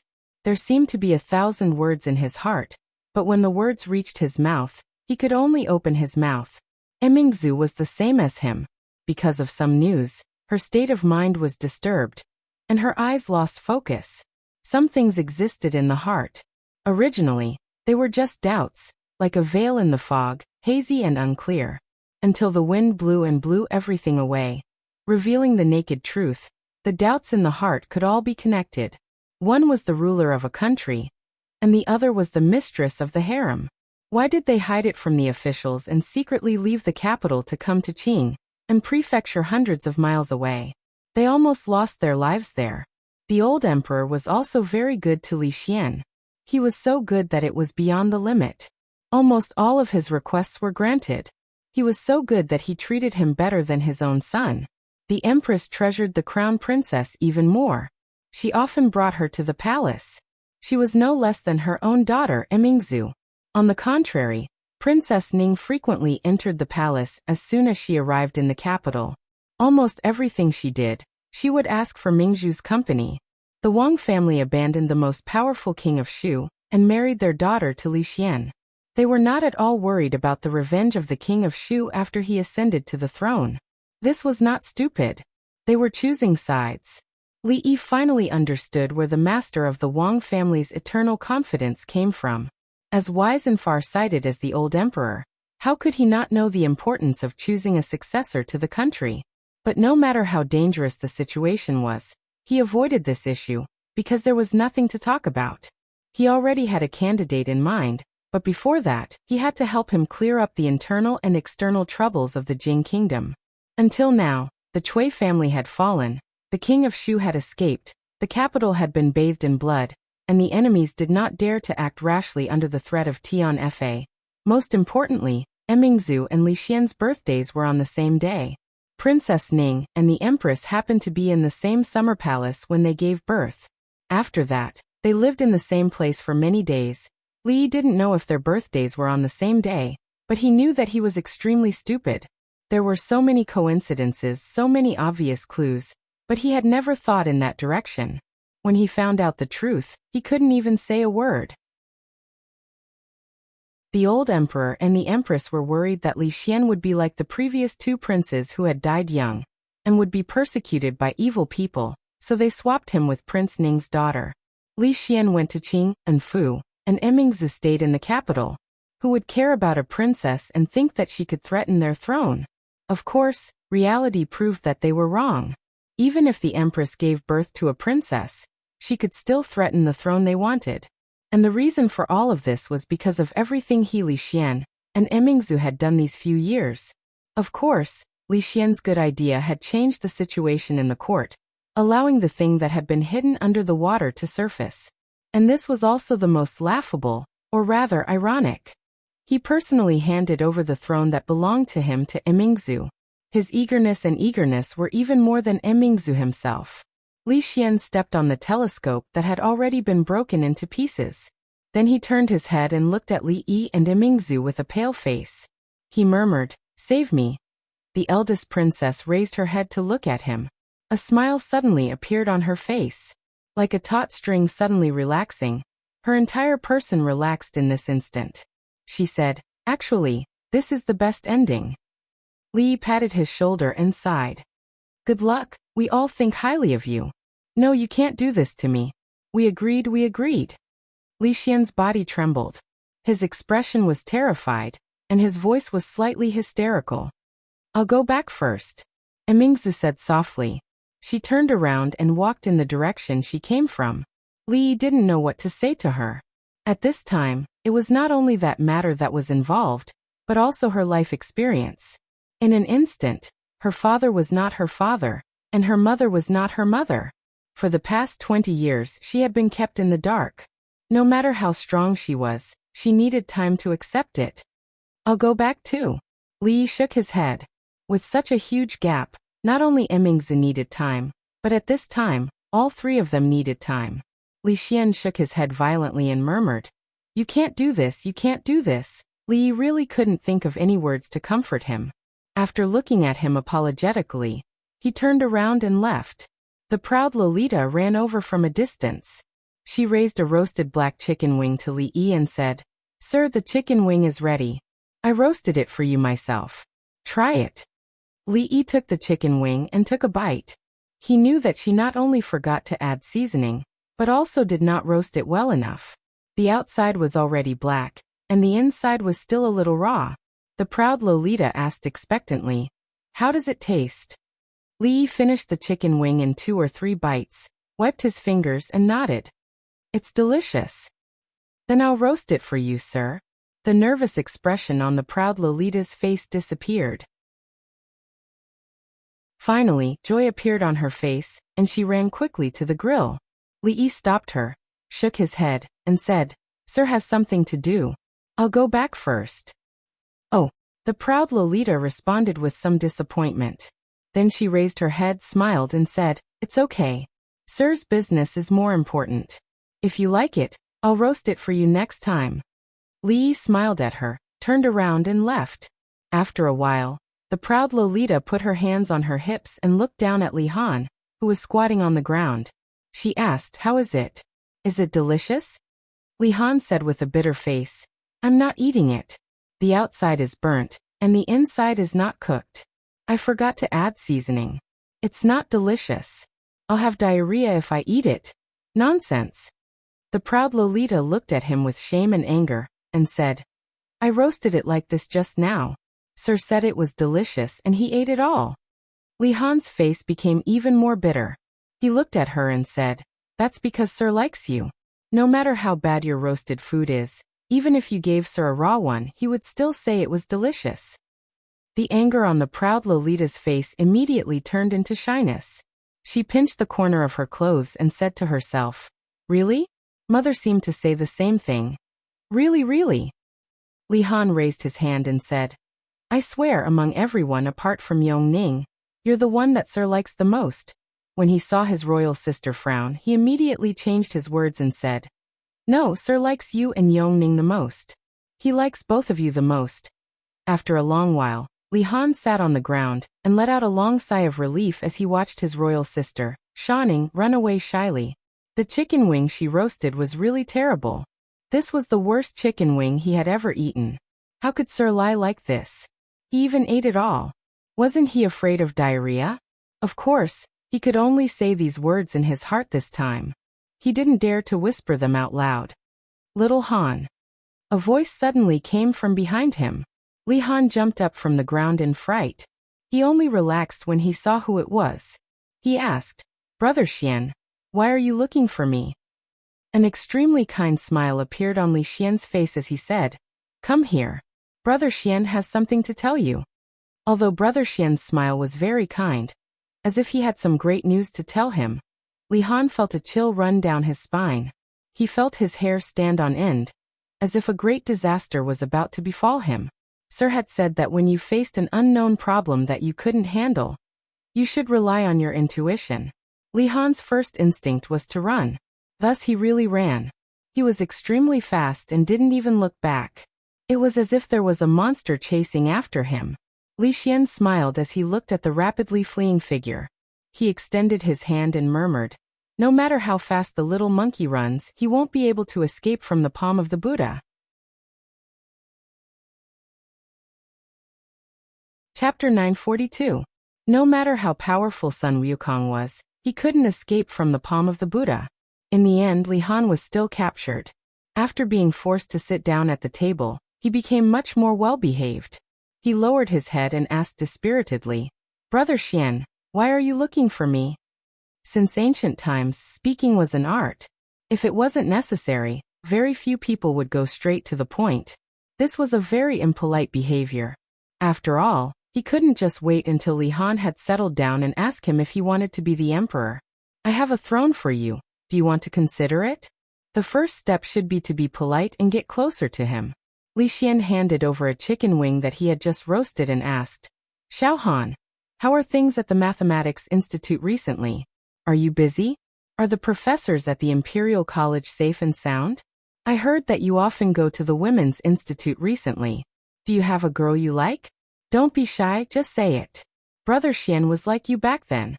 The Imperial College's mathematics department had been defeated by Li Han fair and square. They had lost face, and the mathematics department had been directly merged into the mathematics department. These people had been thinking about how to raise their heads again, and wanted to make the mathematics department independent again. Of course, they had been ruthlessly attacked by Li Han every time. He had already announced that unless those people could defeat him in a fair and square battle, they would have to obediently become subordinates of the Mathematics Academy. There's nothing to worry about those idiots. Li Han shook his head and suddenly blushed. Brother Xian, who did you hear this from? I don't often go to the Women's Institute.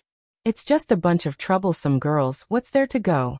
He actually often went to the Women's Institute. Sister Shanning was as fierce as a tiger cub. She would only become a sheep in front of her teacher. However, He Duanwu, who often played with her, always spoke softly and always gave him delicious food. She was much gentler than Sister Shanning. Li Xian only asked casually and didn't continue the topic. He had already said all the pleasantries, and now it was time to get to the main topic. He leaned towards Li Han and asked, Xiao Han, have you ever thought about being the emperor? Li Han had already brought the chicken wing to his mouth. He was startled when he heard this and asked curiously, Big Brother Xian, why do you ask? In his heart, the emperor was his father. The future emperor would definitely be one of his brothers. It had nothing to do with him. He only needed to guard the school of mathematics. When the teacher gave him the position of the dean, he would be the absolute master of the school of mathematics. Although he had almost achieved this, he was still a man who didn't want a proper title. Li Xian looked at him and said, Just tell me if you want to or not. Li Han stared at him with an aggrieved expression. Brother Xian, I'm still a child. Li Xian's face revealed a trace of anxiety as he said, It's not like I'm asking you to be one right now. I'll let your eldest royal sister keep an eye on it for now. When you grow up, Li Han gave it some thought and asked, But what about King Qi and King Xian's royal brothers? They can go back to where they came from. Li Xian waved his hand and asked, Just tell me, if you were to become the emperor, would you be willing? I'm not willing. Li Han replied straightforwardly. He knew how tired his father was in the past. He didn't even have time to play with him. If he became the emperor, how would he manage the school of mathematics? How would he have the time to play with He Duanwu? This was a debt that didn't even need to be calculated. Coincidentally, he was very good at calculating debts. Furthermore, he looked at Li Xian and said, Father is doing fine as the emperor. Why do you have to ask me? Imperial father, Imperial father. Li Xian opened his mouth, but in the end, he didn't finish his sentence. He snatched the chicken wing from his father's hand, waved his hand and said, Forget it, it's fine now. Go and play. He lay on the grass and gnawed on the chicken wing as he pondered about life. His uncle had become his father. Her Highness had become his mother. His father had become his uncle. And his mother had become his aunt. Damn it. What the hell was going on? On Mingzhu's side, she should be as distressed as he was. When Li Yi walked into the Morning Dew Palace with a bowl of egg-fried rice and a jar of wine, a figure in the back of the palace was waving a long sword in his hand. The sound of the sword whistled. The figure didn't stop until he put down the bowl. After sitting down, he minded his own business and ate. Li Yi filled her cup with wine and sat quietly at the side. I'm fine. The eldest princess's expression was calm. She didn't seem to be affected at all. Li Yi naturally couldn't say what he wanted to say next. Li Yi shook his head and said, Actually, if it's a princess, it's not bad. At least, It's much easier than the princess or the empress. The eldest princess didn't even raise her head. What's easier? Life is much easier. You don't have to worry about the affairs of the court. Just leave it to Li Xian. Li looked at her and said, "Don't put all the burdens on your shoulders. It's not your responsibility, it's Li Xian's. You should also have your own life. To be honest, unless it's absolutely necessary, I don't want you to take that step. Once you've taken that step, it's very difficult to take it back. I also think it's easier to be a princess." Emingzu raised her cup and said, "Drink with me." Li didn't like to drink, especially this kind of strong wine. Not only because he didn't like the spicy taste, but also because he couldn't hold his liquor well. When he was drunk, it was easy for him to do something out of line, especially in the presence of the opposite sex. If he took advantage of a girl, he wouldn't be able to explain himself. Of course, the person he was drinking with was the eldest princess. The princess should be worried about him. However, today's situation was special. He might as well risk his life to accompany the princess and get drunk. Drink. Li filled his cup, clinked his cup with hers, and drank the wine in one gulp. His head hurt. Li didn't know how many cups he drank yesterday. After a few cups, he couldn't remember what happened after that. He didn't even know how he came back. After washing his face in the morning, he sat at the dining table. His head was still throbbing. Fortunately, his butt didn't hurt, which meant that nothing embarrassing happened yesterday. The old emperor's tricks were unbelievably deep and completely disrupted their plans. They didn't know whether they should be happy or worried. The matter that the three of them had pushed forward with all their might had such an accident. It was really embarrassing. Young master, Xiao Huan's voice gradually became clearer. Li Yi came back to his senses and tilted his head. Seeing her worried face, he asked, "What's wrong?"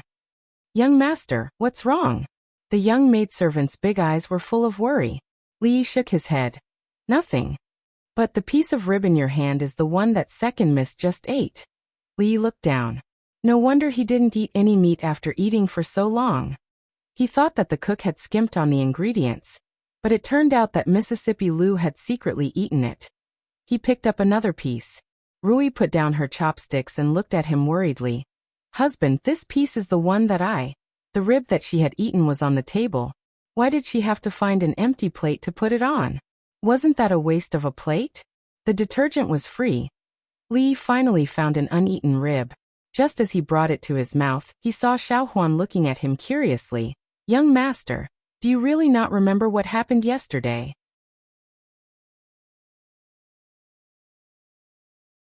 Chapter 943. Yesterday. Li Yi's heart tightened and he asked, "What happened yesterday?" He only remembered that Emingzu was in a bad mood after learning about her parentage yesterday, so he drank a few glasses of wine with her. He didn't remember what happened after that. Could it be that after getting drunk, some primitive impulse was aroused, and he forced himself on her? She couldn't resist, and then the two of them did something indescribable? After thinking about it, it was impossible. After all, there was still a small gap between his strength and Mingzhu's. Even if his strength was a little enhanced after getting drunk, he was probably still not her opponent. However, if she just resisted symbolically and then gave in half-heartedly, this was also impossible. Emingzu was not that kind of person, and he was not that kind of person either. Li rubbed his eyebrows, but still couldn't remember anything. However, looking at the reactions of Xiao Huan and Rui, it should not be a big deal. "Young master, when you came back yesterday, you carried Dwainer on your neck and ran around the yard. You also told Dwainer that when he grew up, he should not marry Prince Li Xian's Xiao Rui. You said that if he married Xiao Rui, he would not be able to raise his head for the rest of his life." Dwainer was so scared that he cried. A few black lines appeared on Li Yi's forehead. Was this what he did yesterday? Little Rui was the name of Li Xian's daughter. The name of the heir consort had a heart in it, so he made his daughter's name have 3 hearts in it. This was an act of flattery that couldn't be any lower. When he and Rui's first daughter was born, she would be called Li Si or Li Mui, which was more artistic and meaningful. Si Mui Xiao Rui. Just by hearing it, it was obvious who was better. Xiao Huan looked at him and asked curiously, "Young master, what's wrong with Xiao Rui?" Of course, there was nothing wrong with Xiao Rui's father. Although there was only a difference of one word between a princess and a princess, the difference was huge. Marrying a princess was called marrying a princess. Marrying a princess was called marrying a princess. Marrying a princess was not marrying a wife. It was like bringing back an ancestor. He would be looked down upon by the world. A good princess would become a princess, and she would be the eldest princess. No one knew better than him how difficult it was to marry the eldest princess. Of course, things would be much easier if the princess became a princess. Xiao Rui is fine. Li shook his head and said, "I'm just telling Dwainer kids shouldn't fall in love at such a young age." Xiao Huan lowered her head, with a soft voice said, "Son-in-law used to not drink outside. When he came back he would hug and kiss eldest miss." Xiao Huan. Rui blushed and glanced at her. Xiao Huan immediately stopped talking. Li looked at Rui, sighed and said, "Something happened yesterday." He secretly heaved a sigh of relief. Fortunately, he only carried Li Duan around the courtyard yesterday, and did not do anything else. Hugging and kissing eldest miss was fine. Rui was his wife, as long as he did not do anything to second miss. Drinking would cause trouble, and he would try to avoid it in the future. Xiao Huan looked up and asked, "Is it about what son-in-law and second miss talked about?" Li looked up and stared at her blankly. "What did I talk about with Rui?" "Yesterday, you ran to second miss' room, closed the door, and chatted with second miss for a whole 4 hours." Xiao Huan held her chin with one hand, blinked, and asked, "Son-in-law, what exactly did you and second miss talk about?" Li also wanted to know what he talked about with Mississippi Lu. So he looked at Mississippi Lu. "Nothing. After you went in, you only said a few words, then you lay down and fell asleep." Mississippi Lu put down her chopsticks and said, "I'm full and the bedsheet reeks of alcohol." Xiao Huan, remember to have someone wash it later. Li finally felt at ease this time. He decided in his heart that he would be a man with good tolerance for alcohol. He would never get drunk again. After breakfast, he took a comfortable bath and felt much more refreshed. Li walked to Mississippi Lu's room, knocked on the door and entered. He looked at Mississippi Lu and said, "Rui, I'm sorry for dirtying your bed yesterday. Do you really think you slept here for 4 hours?" Mississippi Lu looked up at him and asked, "How could I let you go to my bed?" Li was stunned. He just took a bath and cold sweat began to appear again. Then what did we do for the past 4 hours? Li's expression changed. Apart from the bed, there was also a table and chairs. If that was not enough, a blanket on the floor would do. She would not let him sleep on the floor, would she? Mississippi Lu said calmly, "Close the door. I'm an upright person, and I'm not afraid of the shadow. True gold fears no fire. Deep roots do not fear the wind, and honest people do not do underhanded things." Li sat down in front of her, clenched his fists, and straightened his body. He looked at the door, adjusted his direction, and asked solemnly, "I didn't do anything guilty that can't be known by others. Why do you close the door?" "Don't be nervous." Mississippi Lu poured a cup of tea for him. "Speak slowly." "Hee, I'm just kidding. Why would I be nervous?" Li picked up the teacup, and the tea in the cup immediately rippled. Mississippi Lu looked at him and asked, "Do you know that you have an advantage when you're drunk?" Li shook his head.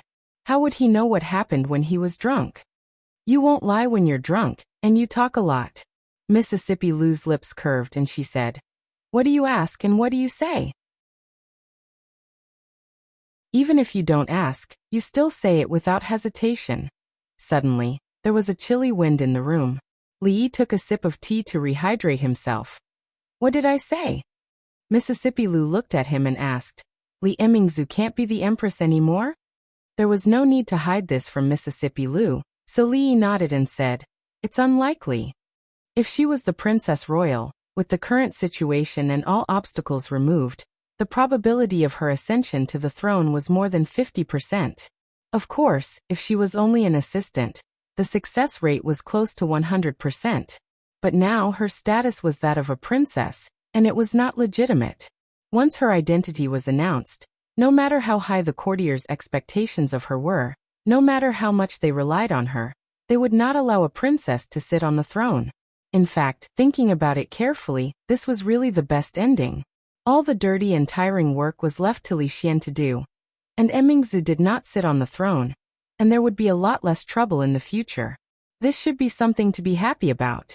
But Mississippi Lu didn't seem very happy. Li looked at her and asked tentatively, "What else did I say?" Mississippi Lu's eyes narrowed slightly, looked at him, and said coldly, "You also said that you have seen many women, many naked women." Slander, naked slander. Except for Rui, Zuemo, and Mississippi Lu herself, he had never seen other women naked. Mississippi Lu was hazy at that time, and she was in the bathtub, so it couldn't be counted at all. Zuemo was just an accident. There were only 2 people in total, and they were all his women. What was wrong with this? You want to lie to me again?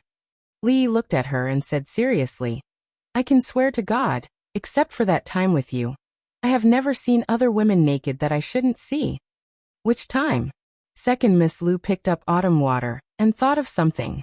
She gently put it down and looked at him, asking coldly, "Is that so? Then tell me, Bo Duo Yi Jieri, Big Chiao Wei Jiao Tian Hai Yi Taotani Satoshi Li Xiang. Who are these women?" Li put down the teacup, pursed his lips, and looked at her. He asked, "What question did you ask me last night when I was drunk?" Mississippi Lu looked away and said, "I didn't ask. You said it yourself." Li didn't expose her lie. He sighed and said, "Can the words of a drunk person be trusted? Think about it, Padokid Zuemo Amami, Jing Kingdom, and Qi Kingdom. Are there people with such strange names around us? What about Li Xiang? What else do you have to explain?" Li looked at her and explained, "Tarotani and Li Xiang are actually the same person. You really don't know them?" Li looked at her eyes and said, "I swear in this world without them, it's even more impossible for me to know them." Mississippi Lu looked at him and didn't see any signs of lying in his eyes. Li Yi, on the other hand, was slightly terrified. 4 hours, 240 minutes, 14,400 seconds. She even knew about Li Xiang. How many questions did she ask him? What else did she not know? Li looked at her and asked cautiously, "What else did I tell you?" A meaningful smile appeared on Mississippi Lu's face. "Why don't you take a guess?"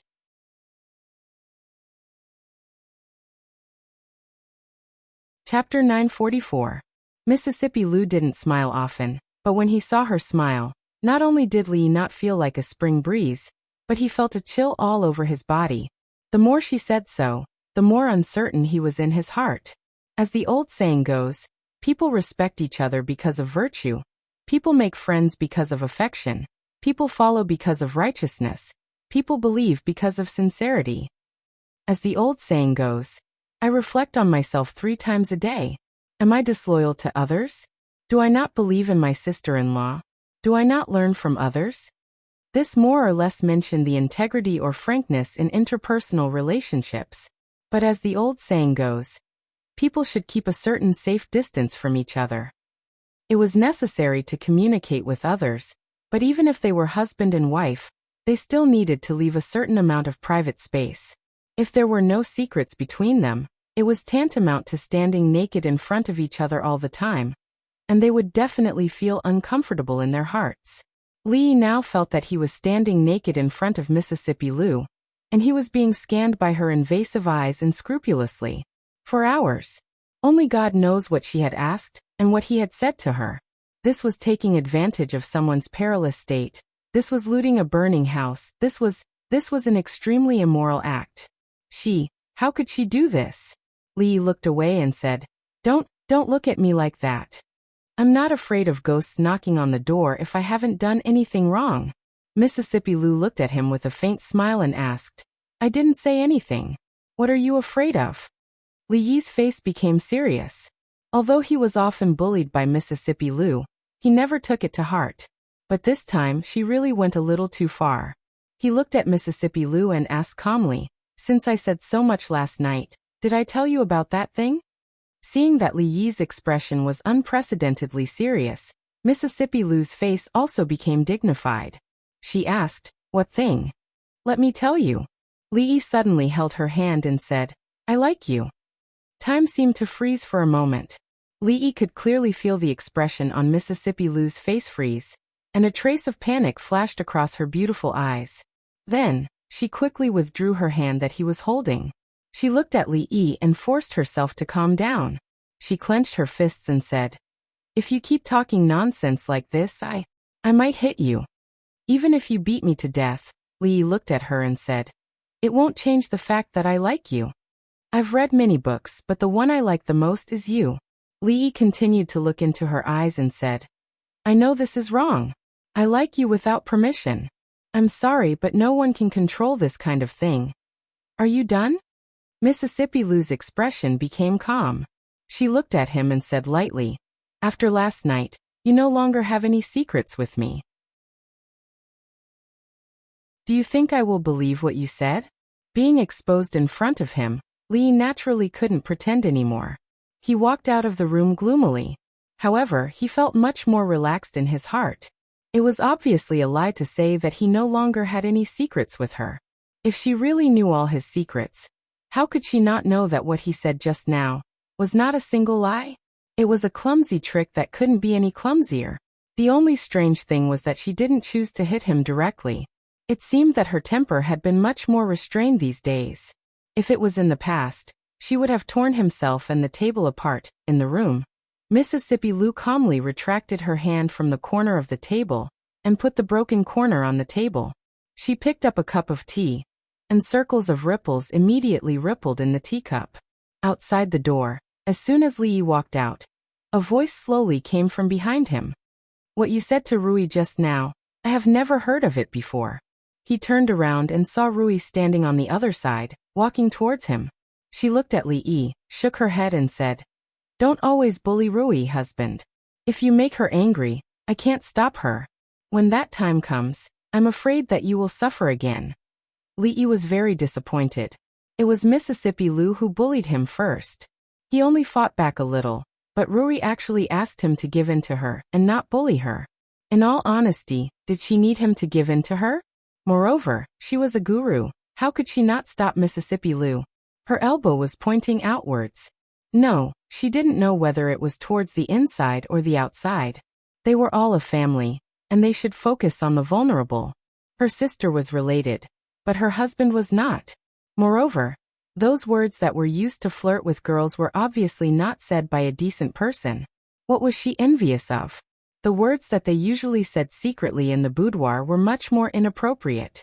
Feeling indignant, he went out of the house and went straight to the palace. He was still a little worried about Emingzu. After all, he had experienced this kind of melodramatic life experience. Emingzu was different from him, and her feelings must be more complicated and uncomfortable. When he walked into the morning dew hall, he found that Sing Shichen was also there. Emingzu sat on the top and said, These days those gossips in the court, stop them from spreading. The gossips in the court were naturally about the matter of Prince Jean inheriting the throne and Princess Royal continuing to take over the government. He was indeed the one who pushed this matter forward. Now that the momentum had been formed with great difficulty, Her Highness wanted to stop it. Sung Shichen was stunned when he heard this, and couldn't help but say, Your Highness, there is no need to discuss this matter anymore. Emingzu waved her hand and said, If there is nothing else, you can leave first. Your Highness, Your Highness. Sung Shichen looked up and could only bow and leave. When he came, he was full of enthusiasm, but when he left his mind was heavy. He naturally saw Li Yi who came in. When he passed by he whispered, I will wait for you at Zumo's place. Li Yi looked at him and nodded slightly. An unexpected turn of events had occurred, and they needed to give him a good explanation. Li Yi walked over and looked at Emingzu. He thought for a moment and asked, Yesterday. Emingzu looked up at him and said, You'd better not drink in the future. Li Yi thought for a moment and couldn't help but ask, I didn't do anything to you yesterday, did I? Seeing that Princess Royal was looking at him with a strange look, he immediately changed his words and said, I mean, I didn't say anything that I shouldn't have, right? Emingzu looked at him and asked, Which one are you referring to? Li Yi was very curious. He had heard about losing a part of his memory when he was drunk, but how many cups did he drink yesterday? He looked at Princess Royal and asked, "Why didn't you persuade me yesterday?" Emingzu looked at him and said, "I thought it was interesting when you were drunk, so I made you drink a few more cups." It seemed that after two people got along for a long time, their personalities would indeed be a little affected by each other. At least this was the case for Mississippi Lou and Princess Royal. She used to be such a pure and kind real princess, but now, he didn't know if he took the opportunity to take advantage of her or something after he got her drunk yesterday. Emingzu looked at him and said, "I will remember what you said yesterday." Li Yi asked nervously, "What did I say?" Emingzu handed him a cup of tea and said, "You said that if I was tired of my current life, I would go and find you." Li Yi nodded. As a friend, it was normal for him to say that. "You also said at that time." Li Yi's heart trembled and he asked, "At that time, what?" A palace maid came in from outside and said, "Your Highness, His Highness and Princess Consort are here." Li Yi actually wanted to ask what else he said yesterday. It was very likely that the last sentence was the main point, but Prince Ning had come. At the most inappropriate time, he could only stand up and greet him. Princess Consort Ning walked to Emingzu and explained, "I came to the palace to visit your father and passed by here, so I came to take a look." Before yesterday, Li Yi would have thought that this was a very normal sentence. But now, including Princess Consort Ning's expression and eyes when she looked at Emingzu, everything was so full of loopholes. Emingzu had just left the court and was wearing the court clothes. Princess Consort Ning accompanied her to change clothes. "Prince, sit." Li Yi invited Prince Ning to sit down and poured tea for him. Prince Ning raised his head and looked at him with a trace of surprise and confusion in his eyes. The relationship between him and County Marquis Li was not strange, but it was not familiar either. Although he appreciated him very much in his heart, County Marquis Li always had a faint alienation and resistance to him. A prince, and kept him thousands of miles away. This time, for some reason, he was especially enthusiastic.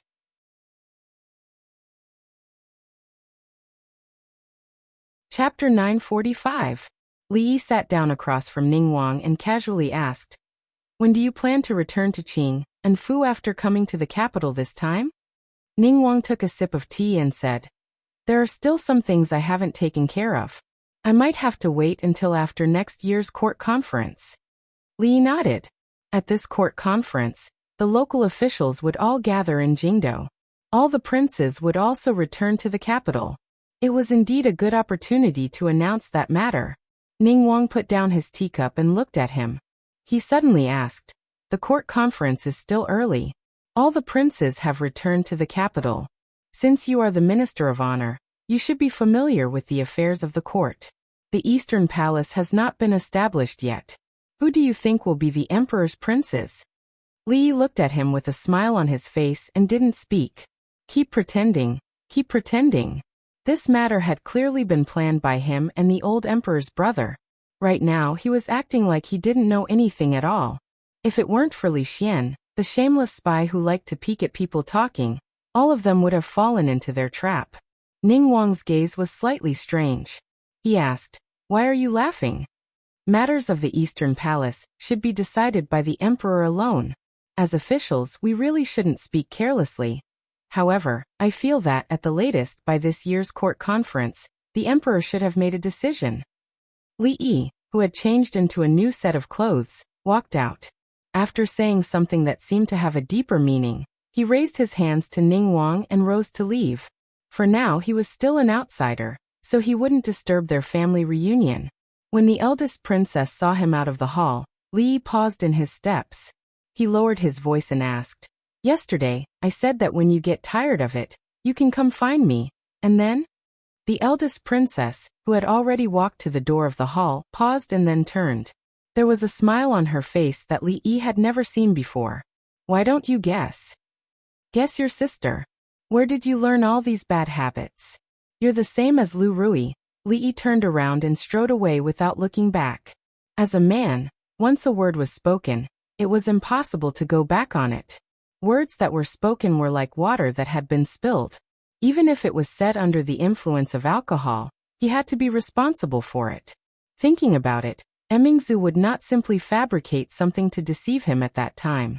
Taking 10,000 steps back, even if she made it up, there would be a limit. She couldn't possibly tell him that after he got drunk yesterday he said, "When you're tired of me, come find me, I'll marry you." Right? There was no such thing. When he walked out of the palace gates and arrived at the Tsung Manor, Tsung Shichen was already waiting for him.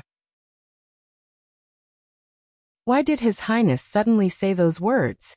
What did he mean? What exactly happened? Before Li Yi and Zueyemo could speak, Tsung Shichen stood up and asked impatiently.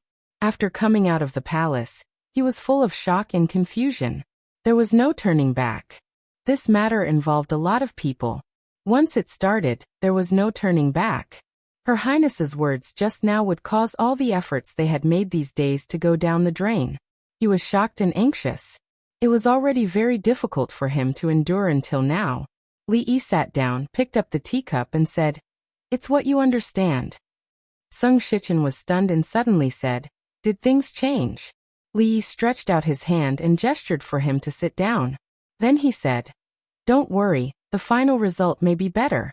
You can rest assured, and let them rest assured." Some things could not be said clearly, but for a smart person like Tsung Shichen, it was enough to say this much.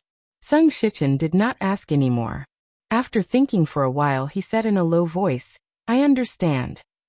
If he understood, he should go back quickly. These days, the Ministry of Revenue and the capital governor's residence were not busy. As the boss of the two departments, he actually had the free time to sit here and drink tea. If people saw him, they would think he was slacking off again. Of course, they were all polite people, and he could not speak so bluntly. Li Yi pointed to the teapot and said, "There should be no business in the yamen. It's still early. Would Lord Tsung like another cup of tea?" Tsung Shichen nodded. "Thank you, Lord Li." He had completely forgotten the traditional virtues of 5,000 years, and he had also lost the face of his ancestors. He did not even have this little bit of insight. How did he sit in the position of the capital governor?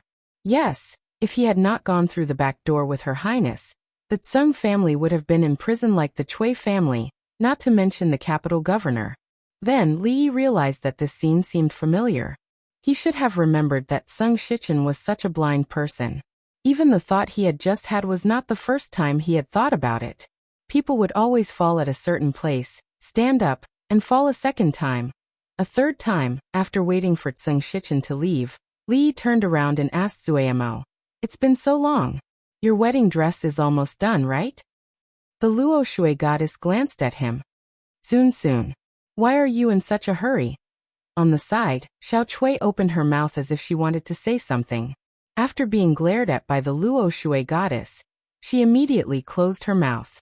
Li Yi looked at her and said seriously, "By the end of this year at the latest, if you are not ready by then, I will take you back." Taking a woman in broad daylight. Sung Zueyemo looked at him with disdain and said, "Lord Li, you are the head of the Mathematics Academy, a doctor, a county marquis, not a robber. Aren't you afraid of being laughed at by the whole capital?" "There's one thing you're wrong about." Li Yi looked at her and said with a smile, "What doctor, what county marquis, these are all my part-time jobs. In fact, my real job is, really a robber." He picked her up by the waist and put her on his shoulder. Ignoring her panicked patting on his back, he strode into the room. When he walked in, he looked back and said, "Xiao Chui, close the door." "Got it." Xiao Chui ran over excitedly and closed the door. Then, she sat in the corridor with a silly smile on her face. This time, she didn't put her ear on the door to eavesdrop because she knew that even if she did, she wouldn't hear anything. However, at the end of the year, she might be able to hear it. She was happy but also worried. The little servant girl named Xiao Huan in Li's family was very favored. If she went there, would she be bullied? If Xiao Zhu went with her, the two of them shouldn't be afraid of her. Miss was also alone. If Sister Ruoqing went with her, that would be the best. There would be no difference from now. When Li Yi saw Li Xian again, it was already 3 days later. His clothes were disheveled and he looked haggard. 2 dark circles hung on his face, which was especially conspicuous. He looked like a frosted eggplant.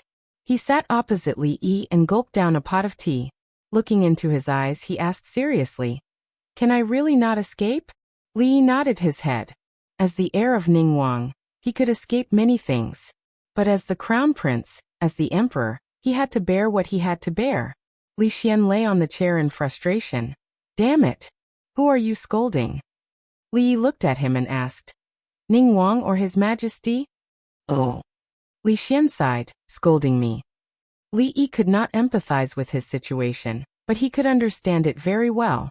Li Xian wasn't a person suitable to be the emperor. That position, to him, was only a restraint, only a burden. What he yearned for was a bigger and more open sky, a sky that no one in this world had ever seen before. Thinking about how he would be the emperor, it was unimaginable. "Say, can I tell Imperial Father that I don't want to be the emperor and let Li Han be? He's still a child."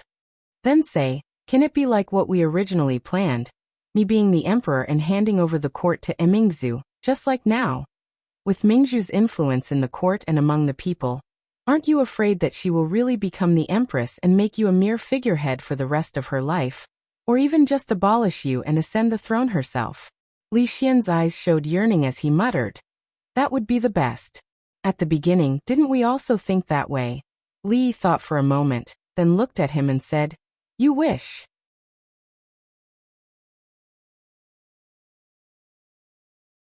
Chapter 946.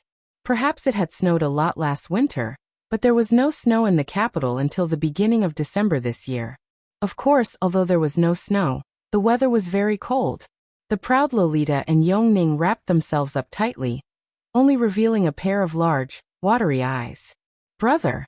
Yongning had caught a cold a few days ago and had been recuperating in the palace. Only when she recovered was she allowed to leave the palace. Just as she walked to the door, she saw Li Yi. She opened her arms and quickly ran over. Perhaps it was because she was wearing too much. She accidentally tripped when she crossed the steps. Li Yi's figure flashed, and just as she was about to fall, he picked her up. He touched her nose and said, "Be careful." The proud Lolita walked over and raised her head to look at Li Yi. She said pitifully, "Sir, it's so cold. I want to drink some soup to warm myself up." Li Yi used his hand to cover her ears and said, "It's cold outside. Let's go in first." The inside and outside of the house were two completely different worlds. After the two girls went in, they immediately took off their outerwear. Li Yi hung up their clothes and inadvertently glanced at the proud Lolita, who had taken off her shoes and climbed onto the bed. He felt that there was no need for her to drink soup. Li Duan, who was more than 1 year old, could already walk steadily. Even though he could not walk fast, he could consciously speak some simple words. The two princesses and Xiaohuan were playing cards on the bed. He just sat quietly at the side and did not cry or make a fuss. She did not know if it was because her son was naturally obedient or because Mississippi Lu was by his side. Li lifted the heavy curtain and walked out the door. He looked at the gray sky, rubbed his hands, and walked to the kitchen. It was another year of court session. In the 12th month, officials from various places started to enter the capital. In some remote places, the officials who had entered the capital earlier had already arrived. Of course, the ones who arrived the fastest were the nobles who had been in theft outside. Ever since the weather turned cold in the 11th month, the old emperor's health had been deteriorating. The atmosphere in the court and palace was also as oppressive as the gray sky. During this period of time, the princes used all sorts of means. In the eyes of outsiders, the fight for the throne would most likely end up in the hands of either Prince Qi or Prince Xian. A small portion of the officials in the imperial court had already started to show signs of taking sides. Ever since Prince Jin succeeded the throne and the eldest princess' call for governance died down, no one mentioned it in the past few months. They needed to make plans for themselves and their clans. Li continued to lead a leisurely life. If there were any difficult matters in the court, the eldest princess would take the initiative to come over. After discussing it with him, she would have an in-depth discussion with Mississippi Lu, and at the same time, she would freeload a meal. After eating and drinking to her heart's content, she would leave in satisfaction. The matters of the Mathematics Academy had all been handed over to Li Han. He planned that after this year, he would completely hand over the position of the headmaster to him. The Mathematics Academy was already in a good state. What was going to happen next was just a cycle that would repeat itself step by step. The winter of Jinghe fourth year was not pleasant. It was dry and cold with no snow, and there were frequent chills. It was not just Yongning. Ruoqing had also caught a slight cold 2 days ago.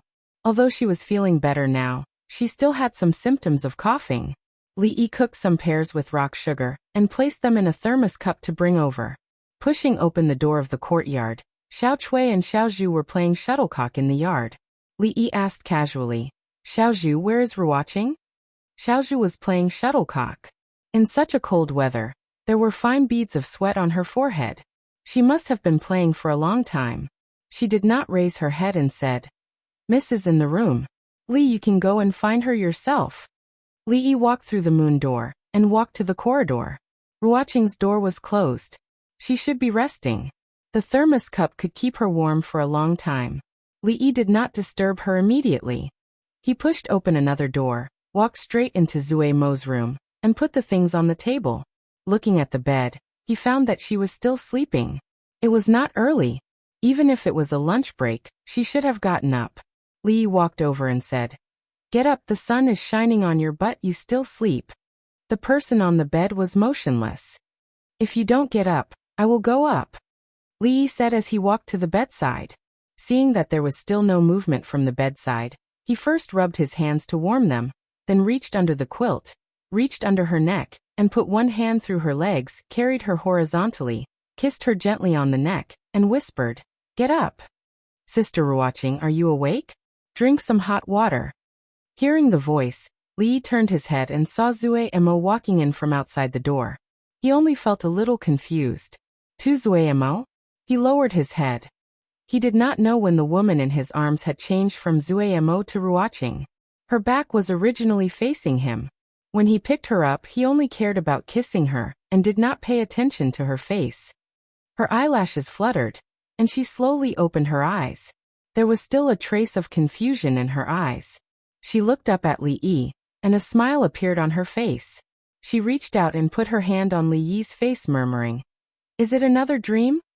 Zui Mo stood at the door, looking straight at him and asked, "What are you doing?" Holding Ruoqing in his arms, Li Yi looked at Zui Mo and murmured, "What am I doing?" "Come here." Zui Mo glared at him and turned to walk outside. Li Yi looked down at Ruoqing and said with a bitter smile, I didn't do it on purpose." At this moment, Ruoqing naturally knew that this was not a dream. Blushing slightly, she explained, "It doesn't matter. The room here is warmer. These 2 days, she has let me sleep here." She looked outside and said, "I'm fine. Go and explain to her quickly." Li Yi gently put her down and tucked her in. He took the soup bowl and scooped a bowl of soup. "This is rock sugar snow pear soup," he said. "It has a secret recipe from the palace. Drink a little. Very soon you won't be coughing anymore." When he walked to another room, Zui Mo was already sitting in front of the bed waiting for him. Li Yi explained, I just thought Ruoqing was you." "I know." Zui Mo looked at him and nodded. "I asked Sister Ruoqing to sleep in my room. It's not your fault. It was good to have a reasonable other half. When there was a misunderstanding, there was no need to explain so much. Actually, even if it wasn't a misunderstanding, and you really wanted to hug Sister Ruoqing, I wouldn't be angry." When Li Yi walked over, she suddenly raised her head and said, "You should marry Sister Ruoqing too. I know you like her too. Anyway, marrying one is marrying two is also marrying. I'll help you persuade her. She likes you no less than me. I'll persuade her. She will definitely agree." It was good that the other half was reasonable, but if it was too reasonable, there must be a trap. The reason Li Yi could live well until now was that he was used to all kinds of tricks, and would not fall into such a clumsy trap. Li Yi frowned and said, "What nonsense are you talking about? You." Zui Mo looked at him and said seriously, "I'm not talking nonsense. She and you started earlier than me. She liked you earlier. I stole the person she likes. I'm sorry for her. Acting was a piece of cake for her and Ruoqing. Li Yi naturally would not be fooled by the surface. He shook his head and said, "Don't think too much all day." I peeked at Sister Ruoqing's diary. I know how she feels about you. I know how much she likes you. Speaking of the diary, memories that were almost forgotten surfaced, and Li Yi's heart began to tangle again. Zui Emo looked up at him and asked, "You know all this too, right?" Li Yi was silent. Zui Emo looked at him and said slowly, "Sister Ruoqing has suffered so much. You cannot let her down." Li Yi took a deep breath and looked at her. He said seriously, "I have never thought of letting her down, nor have I thought of letting you down." "If you really have such thoughts, you have always been thinking about Sister Ruoqing you." As soon as Li Yi's voice fell, a slender hand climbed up his ear. Zui Emo looked at him like an angry little tiger. Besides anger, her face was full of disappointment and regret. Li Yi was stunned on the spot. Could this be a series of traps, a trap within a trap? However, the hand that was pinching his ear did not exert any force. Her face instantly changed from disappointment and regret to a smile. She asked, "Look, did I act well? I can even sing on stage, right?" Li Yi's face turned from white to red and then to green. He looked at her and gritted his teeth. "Yes, like a demon." He picked up the demon by the waist, threw her on the bed, and immediately pounced on her. Then there was a series of smacking sounds. "I'll let you act. Act on stage. I'll let you act again. You are the biggest bad guy in the world." After a moment, she leaned against Li Yi's chest and rubbed her but with some grievance. She murmured, "You bad guy, if you let us down I will bite you to death." Hiss. Li Yi sucked in a breath and said in pain, "You can't bite that place."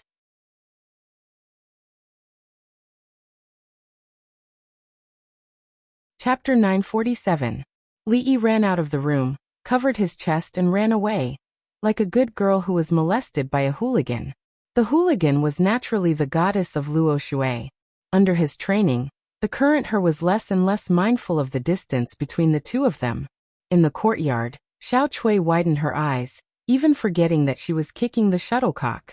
The shuttlecock fell to the ground, causing Xiao Zhu to laugh without caring about her manners. "You lost, you have to lend me that hairpin to wear for 3 days. We are good sisters, what is mine is yours. If you like it, I will give you that hairpin." Xiao Chui turned her head to look at her, curled her lips and said, "But this does not mean that I can't kick you. If not for Li scaring me, I can still keep on kicking." Just now, when she saw Li Yi run out while covering his chest, she was extremely puzzled. Could it be that her young Mrs. Temper was actually so impatient? After so many years, she still couldn't see it? She sighed in her heart. If Xiao Zhu wanted that hairpin, she could just give it to her. Why did she have to play this kind of senseless game with her, causing her to miss that wonderful scene? Inside the room, Li Yi put the bowl that Ruoqing used to the side. He took a pillow and let her lean behind him, so that she wouldn't feel uncomfortable sitting down. Then he sat down beside her and asked, "Do you feel better?" She nodded her head. "Much better." Li Yi reached out his hand and touched her smooth forehead. It was no longer hot, just a little cough and weak body. She would recover after a few days of rest. Li Yi helped her pull up the quilt and said, "These few days, you should rest well at home. Don't go anywhere. Tomorrow, I will continue to send you medicine. You will be fine in 2 days." Because of the relationship between Shanning and Emingzu, the family never lacked good things from the palace. They could also use the secret prescriptions of the imperial physicians. Last time, when Xiao Huan coughed, Emingzu had the imperial physicians send over a prescription. She almost recovered on the same day. Wan Ruoqing didn't refuse and just nodded obediently. On the contrary, Li Yi was somewhat puzzled. She was usually polite to everyone. Every time he wanted to do something for her, she was always worried that it would trouble him and refused in every way possible. This time, she was actually so obedient. However, it's better for girls to be obedient. Obedient girls are likable. Disobedient girls like Mississippi Lu are likable too. Of course, he didn't know that the 2 rooms were adjacent to each other and had opposite layouts. If there wasn't a wall beside the beds in the 2 rooms would be connected. And this wall was only made of wooden planks. In the past, when she and Zue Mo slept in separate rooms, they could hear each other even if they whispered through the wall at night. They often used this method to chat late into the night. Li Han walked to Li Xian's side and asked mysteriously, "Brother Xian, did the teacher really say that I'll be the dean after the new year? He should be at your eldest royal sister's place now. You can ask him yourself and you'll know." Li Xian walked slowly into the hall, took out something from his arms, and said with a smile, "Uncle Huang, the Academy of Sciences has developed a kind of ingenious gadget. It's very interesting. I'll show it to you." Li Han scratched his head. He naturally didn't dare to ask in person. Although the teacher was usually unbelievably kind, those nightmarish feelings in the past were still very vivid to him when he recalled them. It took a lot of courage to ask him this kind of thing. Emperor Jing, who was leaning against the wall, did not speak. Ning Wang raised his eyes to look at him and said, "I have told you before that these obscene techniques are unorthodox. You should read more about the classics and history. It is the proper way to govern a country." "Father, you're wrong." Li Xian smiled and said, "Heavenly punishment is not a way to govern a country. The water wheels that cover the outskirts of the capital during a drought are also not a way to govern a country. The new plows that the common people use to farm are also not a way to govern a country. But who dares to say that they are unorthodox?" Prince Ning naturally couldn't refute this sentence. Celestial punishment was an important tool of the country, and it was used to deter strong enemies. The latter two were also a great way to promote the people's livelihood. If anyone dared to say that these were unorthodox, he would be drowned by the spittle of the world. Moreover, there are specializations in every field. In terms of the way to govern a country, I'm not as good as County Marquis Li. In terms of martial arts, I'm not as good as Mingzhu. But in terms of the way of science, Li Xian couldn't go on because he really couldn't say that Li Yi was far inferior to him in the way of science. In terms of the way to govern a country, on martial arts, on the way of science, it seemed that he was not as good as him. This was really a sad thing to do. He coughed a few times and said, "What's more, County Marquis Li once said that science and technology are the foundation of a strong country, and it is also the long-term stable development strategy of the Jing Kingdom.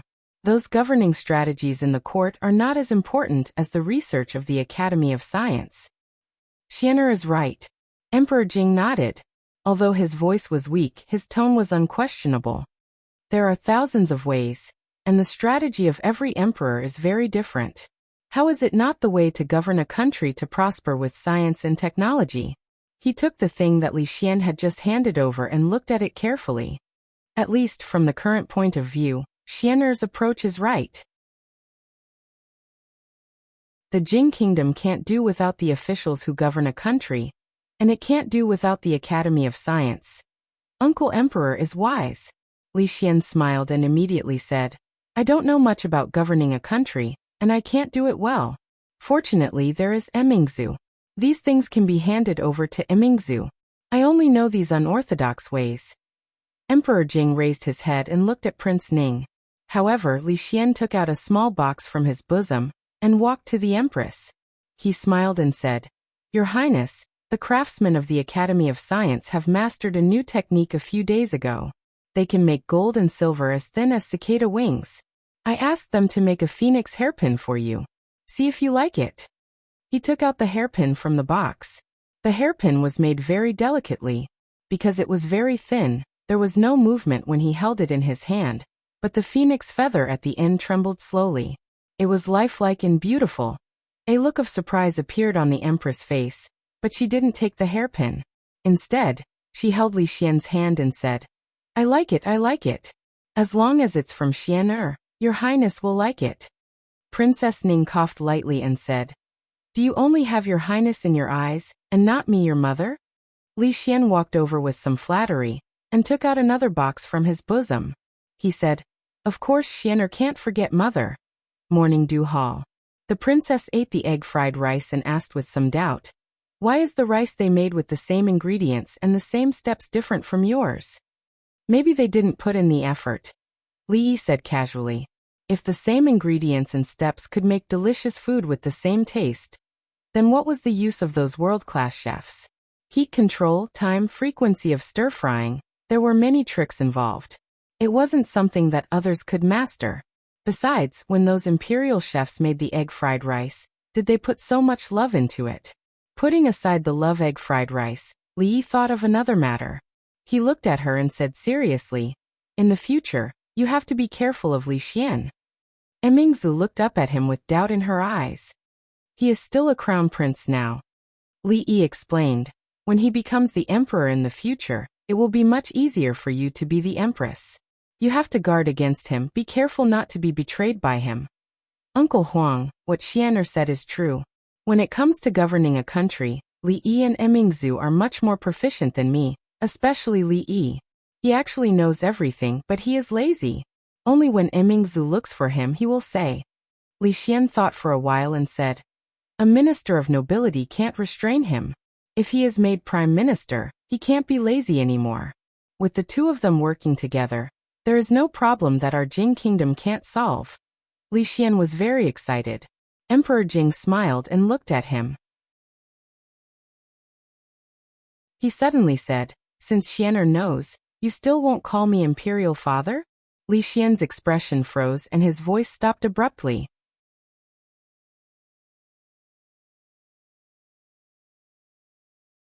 Chapter 948. Li Yi felt that he needed to remind Emingzu to be wary of Li Xian. In order not to become an emperor, he would do anything. He might even betray Emingzu in the blink of an eye. Just as he said this, he saw Li Han walk in from outside. He walked to his side and whispered, "Sir, are you going to give me the position of the dean of the School of Mathematics?" Li Yi looked at him and asked, "Who said that?" Although the position of dean would be given to him sooner or later, he could not take it before he said it. This was like the throne. Once he said it, it would not be giving up the position, but usurping it. Li Han was stunned and did not know how to answer for a moment. Li Yi looked at him and asked, "Do you think that you are very powerful and qualified to be the dean?" "No." "Do you think that you know a lot about mathematics?" "Just a little." "A little? You are modest." Li Yi crossed his arms and said, "I will test you on a few questions. If you can answer them, I will give you the position of dean." Although Li Han was young, he still knew his place. If mathematics was compared to a mountain, he could only be considered to be halfway up the mountain. The people from the Imperial College of Mathematics were at the foot of the mountain. As for Sir, he had to look up at the top of the mountain from time to time. He could not see clearly in the clouds. Seeing that Li Han's first reaction was to shake his head, Li Yi added, "Don't worry, you have learned it before. It will not be beyond the scope." Li Han's expression was serious and he said, "Sir, please ask the question." Li Yi looked at him with a smile that was not a smile. This kid, how long has he been thinking about the position of the dean of the School of Mathematics? One rooster is worth 5 coins, one hen is worth 3 coins, 3 chicks are worth 100 coins to buy 100 chickens. How much are the rooster, hen and chicks? Chicken wung 4, chicken hen 18, chicken chick 78, chicken wung 8, chicken hen 11, chicken chick 81. Chicken wung 12, chicken hen 4, chicken chick 84. Li Han immediately said the answer. It was the simplest equation of 3 variables. When the teacher came up with the question, he didn't even know how to change the numbers. This question was a must-memorize question for the students of the College of Mathematics. As the acting dean, he had already memorized it by heart. Today, the wall is 5 feet thick. 2 mice can pass through it. The big mouse grows 1 foot a day, the small mouse grows 1 foot. The big mouse grows twice as much as the small mouse grows half as much. When will the 2 mice meet? The 3rd day. Li Han gave his answer in the same instant. He thought that the teacher would give him a difficult question for the second question, but he did not expect it to be a question that he had seen before. Furthermore, it was the simplest question. There should be another question after the original question, which asked how many times the 2 mice would wear. If the questions were asked at the same time, he might have to think about it.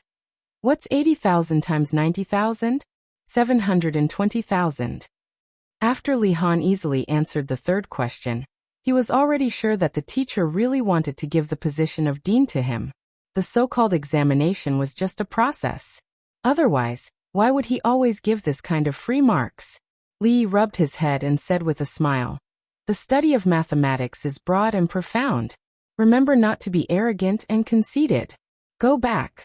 When Ningguang accompanied Ningguang Fei into the main hall, he just happened to see Li Han walk out. Seeing his dejected appearance, Ningguang Fei asked with concern, "Little Han, what's wrong?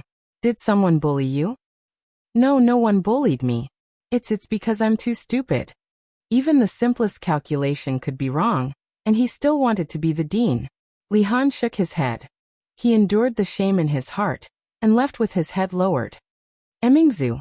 Seeing that Ningguang Fei had been looking at Emingzu with tears in her eyes ever since she walked in, Li knew what he had to do. He stood up and cupped his hands. "Your Highness Ningguang, Your Highness Wang Fei, this junior will leave first." At the same time, in a certain hall, the Empress held Li Xian's hand and also had tears in her eyes.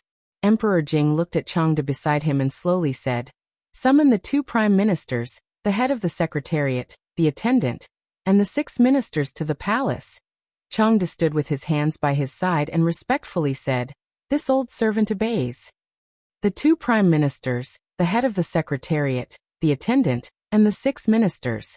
Every one of them was a high-ranking official who could shake the court with a stamp of their feet. When the emperor summoned 1 or 2 of them alone, no one would think too much. However, when the emperor summoned all of them to the palace at the same time, no one would believe that it wasn't an important matter. The emperor was seriously ill, and the great court conference was approaching. At this delicate moment, there was only one thing that could be called an important matter: the position of crown prince. For a moment, the atmosphere of the entire capital became tense. This was especially so for the princes who had already arrived in the capital. Their hearts were in their throats. All of their fates might change today. Countless gazes were focused on the palace gate. The 10 officials of the imperial court only came out of the palace at night. However, after leaving the palace, each of them directly returned to their residences in their carriages and closed the doors, refusing to meet any guests. Regardless of whether it was the princes or the high-ranking officials in the capital, they refused to meet any of them. This undoubtedly made the entire matter even more confusing. Prince Qi's residence. Prince Qi, who had been regarded as a popular candidate to seize the throne, was now enraged. He smashed a few cups and said angrily, "What did father say to them? He actually refused to meet any of them. What does he mean by this?" Someone behind him came forward and comforted him. "Your Highness, there's no need to worry. We didn't meet Prince Xian either. After those lords returned, they refused to meet any guests." After hearing this, Prince Qi felt slightly more at ease. He was not afraid of not meeting him. What he was afraid of was not meeting Prince Xian or the other princes. The meaning behind this was very clear. He returned to his seat and said with a disappointed expression, "It's said that the throne will definitely be decided after the Great Court Conference. Right now, there's less than a month until the Great Court Conference. Even if father wants to wait, he should at least release some news." Prince Xian manner. "Did they really say that?" A young man looked at the servants and asked, "Did you guys report my name?" That person immediately replied, "Your Highness, of course we reported your name. However, the servants in those lords' residences all said that they won't be meeting any guests recently. Not only did we not see them, but Prince Qi and the other princes also didn't see them." Hearing this, Prince Xian's countenance eased up a little. He waved his hand and said, "If that uncle of mine was still a servant, we wouldn't be in such a passive position right now." That servant sighed and said, "The Chun clan was so illustrious back then. To think that it has fallen to such a state. It's really a pity." Prince Xian let out a cold snort and said, "They only have themselves to blame. Chun Qing is Ai's uncle, but he didn't help Ai back then and chose to side with the king of Shu. Now the clan that had several decades of glory has fallen to such a state that they almost became prisoners. Who can they blame for this?" Prince Xian was clearly still brooding over what had happened back then. When that servant heard this, he no longer dared to say anything else. Prince Xian and Prince Qi were not the only ones feeling perturbed. All the princes in the capital, as well as the high officials and nobles, felt very uneasy. However, there had been no news of what His Majesty had said to those lords. They could only wait for the upcoming Great Court Conference. The capital, which had been in a state of turmoil due to the fight over the position of the throne, suddenly quietened down again. However, everyone knew that this was probably the last moment of peace before the storm. Li Yi was really quiet. He held on to Li Duan with his left hand and Yongning with his right. His heart was extremely quiet. Li Duan was already very familiar with this little aunt of his, and was willing to get close to her. Other than his family, the person he was the most willing to get close to was Shanning. Perhaps it was because the proud Lolita had been with him for the longest period of time. The closeness he felt toward Shanning was far greater than that of others. Yongming did not need to return for the next few days. After all, she had not fully recovered from her illness, and would need to undergo psychological treatment from time to time. During this period of time, she did not need to stay in the palace. After coaxing the two little fellows to sleep, Li Yi still did not feel sleepy at all. The courtyard was a little cold, but he did not mind it at all as he lay on the chair. The sky was pitch black with no stars. The night was exceptionally quiet. Many things had happened recently. It had only been a few days, but the eldest princess was no longer the eldest princess. Li Xian was also going to become the emperor. His original plans had been completely disrupted. For a few moments, he started to feel lost about the path he was going to take in the future.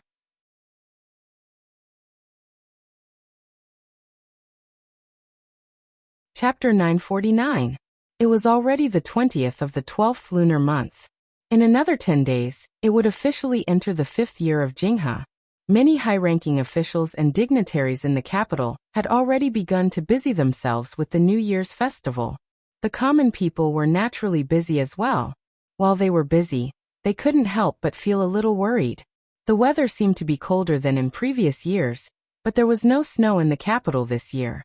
Not only the capital, but there was no snow in the 13 states of the Gyeonggi region. For experienced farmers, they naturally knew what this meant. If it didn't snow this winter, the harvest next year would not be optimistic. Ruoqing's body had recovered. During the new year, the business of the brothel became more and more busy, but Zue Mo kept a close eye on her and didn't allow her to manage those things. She was gentle, so she naturally couldn't dissuade Zue Mo. The two of them just went out to buy some New Year's goods. Sometimes it was 3 people, and Li Yi played the role of carrying the bags. It was a happy thing to carry the bags for his woman. These things didn't need servants or guards to do for him. According to his original plan, this year's reunion night should be spent with the family. However, Zue Mo's wedding dress had not been finished for a long time, and there was no good time to tell Ruoqing. The imperial court meeting was approaching. It was not difficult to imagine that the whole capital would directly explode at that time. Li Yi himself didn't know how many things he had to do. He couldn't choose to do things with them at such a hasty time. After walking half a street, he had already carried a lot of things in his hands. Zue Mo and Ruoqing walked in front, and he and Su walked behind. Ever since he started hanging out with second great-uncle, Li Yi realized that elder Su had started to become neurotic. He was already so old, but he was slowly turning into a masochist. His tendency to be a masochist was very serious. Every time he was abused, he would quietly find a place to sit, and his mind would wander off. In recent days, his realm had improved again, and he didn't need to find a quiet place to wander. After Little Red entered the door, Fong no longer needed to go to the Jade Courtyard, so naturally he didn't need to follow her. Su's head was like a block of wood. Li Yi was bored by himself, so he went over and looked at the things they bought. He asked curiously, "Didn't you buy these things 2 days ago? Why are you buying them again?" "This is for Mrs. Chun." Drunk Emo looked at him grumpily and said, "Mrs. Chun is usually so good to us. It's almost the new year, so we naturally have to buy some gifts to send over." Li Yi smiled and said, "In a family, the man takes care of the outside and the woman takes care of the inside.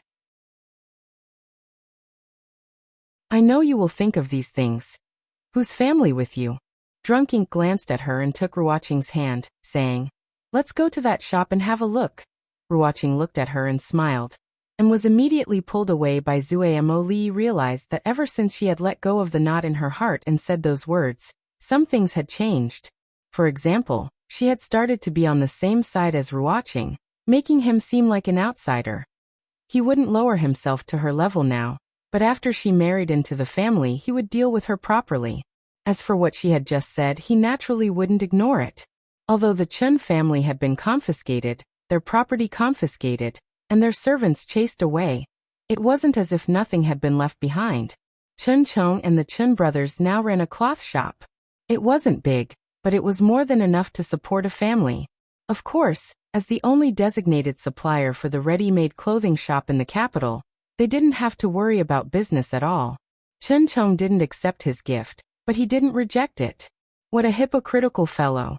It wasn't easy to run a shop in the capital, especially for a family like the Chun family that had once been glorious and then quickly declined. Former friends might not still be friends, and former enemies would definitely still be enemies. These days, the people he had arranged in the open and in the shadows had already helped them clear up countless troubles. Seeing Zuemo and Ruoqing enter a shop, he quickly followed. Chun Cloth Shop. This was a newly opened cloth shop in the capital. Its name was ordinary, but the people who opened it were not ordinary at all. Once the House of Duke, the Chun family had two sons. One was a minister, and the other was a third-rank attendant. They had countless friends, and had unparalleled influence in the capital. They were the people that most of the common people, and even the nobles, looked up to. But that was then, and this was now. The present Chun family was just a commoner's family, no different from the majority of the people in the capital. The common people often talked about the prosperous poor, but they loved to see the nobles in distress even more. Every day, many people would come here, not to buy cloth, but to see what the once glorious Chun family had fallen to. After Chun Chong entered the shop, he waved his hand and said, "Li Jun, these rolls of cloth were ordered by a customer yesterday. They will be coming to collect them soon. Move them over there." Yes. Chun Li Jun, who had once been one of the capital's greatest profligates, was now wearing extremely ordinary clothes. Hearing this, he immediately ran over, strenuously picked up the rolls of cloth, and placed them on the other side of the shop. Chun Chong lifted a curtain and walked into a small room inside. Frowning, he said, "Miao Yu, didn't I tell you to rest at home? Why are you here again?" Among the women, Third Miss Chun looked back and shook her head. "It's so boring staying at home. Why don't you come over and teach them how to embroider? If you feel bored, let Xiao or accompany you to the brothel to watch a show. I heard that there's a new show going on there recently." "It's fine, second brother. I can only feel at ease if I have some work to do." Chun Chong looked at her, shook his head slightly, and finally said no more. Inside the shop, seeing that another customer had come in, Chun Li Jun hurriedly got up, walked over and asked, "Sir, are you looking around or?" A young man smiled and said, "To collect the goods." Chun Li Jun nodded his head and said, "Please show me your bill." The young man took out a piece of paper from his bosom. Chun Li Jun glanced at it, then walked to the other side and quickly came back with a roll of cloth. He said, "This is your cloth. Please check it. If there's no problem, just pay the balance." The young man opened the roll of cloth and turned it around to examine it. He asked, "Is this cloth sturdy? Don't pass it off as good. If it's not sturdy, I won't pay."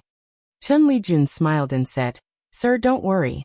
In the entire capital, you won't be able to find cloth as sturdy as ours." Rip. The young man stretched out his hand and lightly tore the cloth in his hand. He threw the roll of cloth on the ground, looked at Chun Li Jun, and asked, "This is the sturdiest cloth in the capital?" Chun Li Jun stared at him in a daze. In terms of patterns, the cloth here could not compare to other places, but in terms of sturdiness, this was already the best in the capital. Who would have thought that the person before him would be able to casually tear this cloth apart with his bare hands? The young man took out a few more pieces of paper and handed them to another shop assistant. He asked, "These are the other rolls of cloth I ordered from you yesterday. Where are they?" The shop assistant pointed in a direction in a daze and said, They're all over there." The young man strode over, opened a roll of cloth and lightly tore it. After a sound like silk tearing, he casually threw the roll of cloth away and stepped on it. Rip! Rip! Rip! All of the rolls of cloth in his hands were like paper. He easily tore them apart and threw them on the ground. He stood in the middle of the rags and indifferently said, "This is the sturdiest cloth in the capital that you spoke of." You're tuning in to the Li Mei's Sword of Destiny YouTube channel. We're so grateful for your support, and don't forget to subscribe to join us on this incredible journey through captivating stories. Your generosity through donations truly makes a world of difference, as it's the primary source of revenue that allows me to expand and enhance this channel for you. Thank you from the bottom of my heart for being a part of this adventure.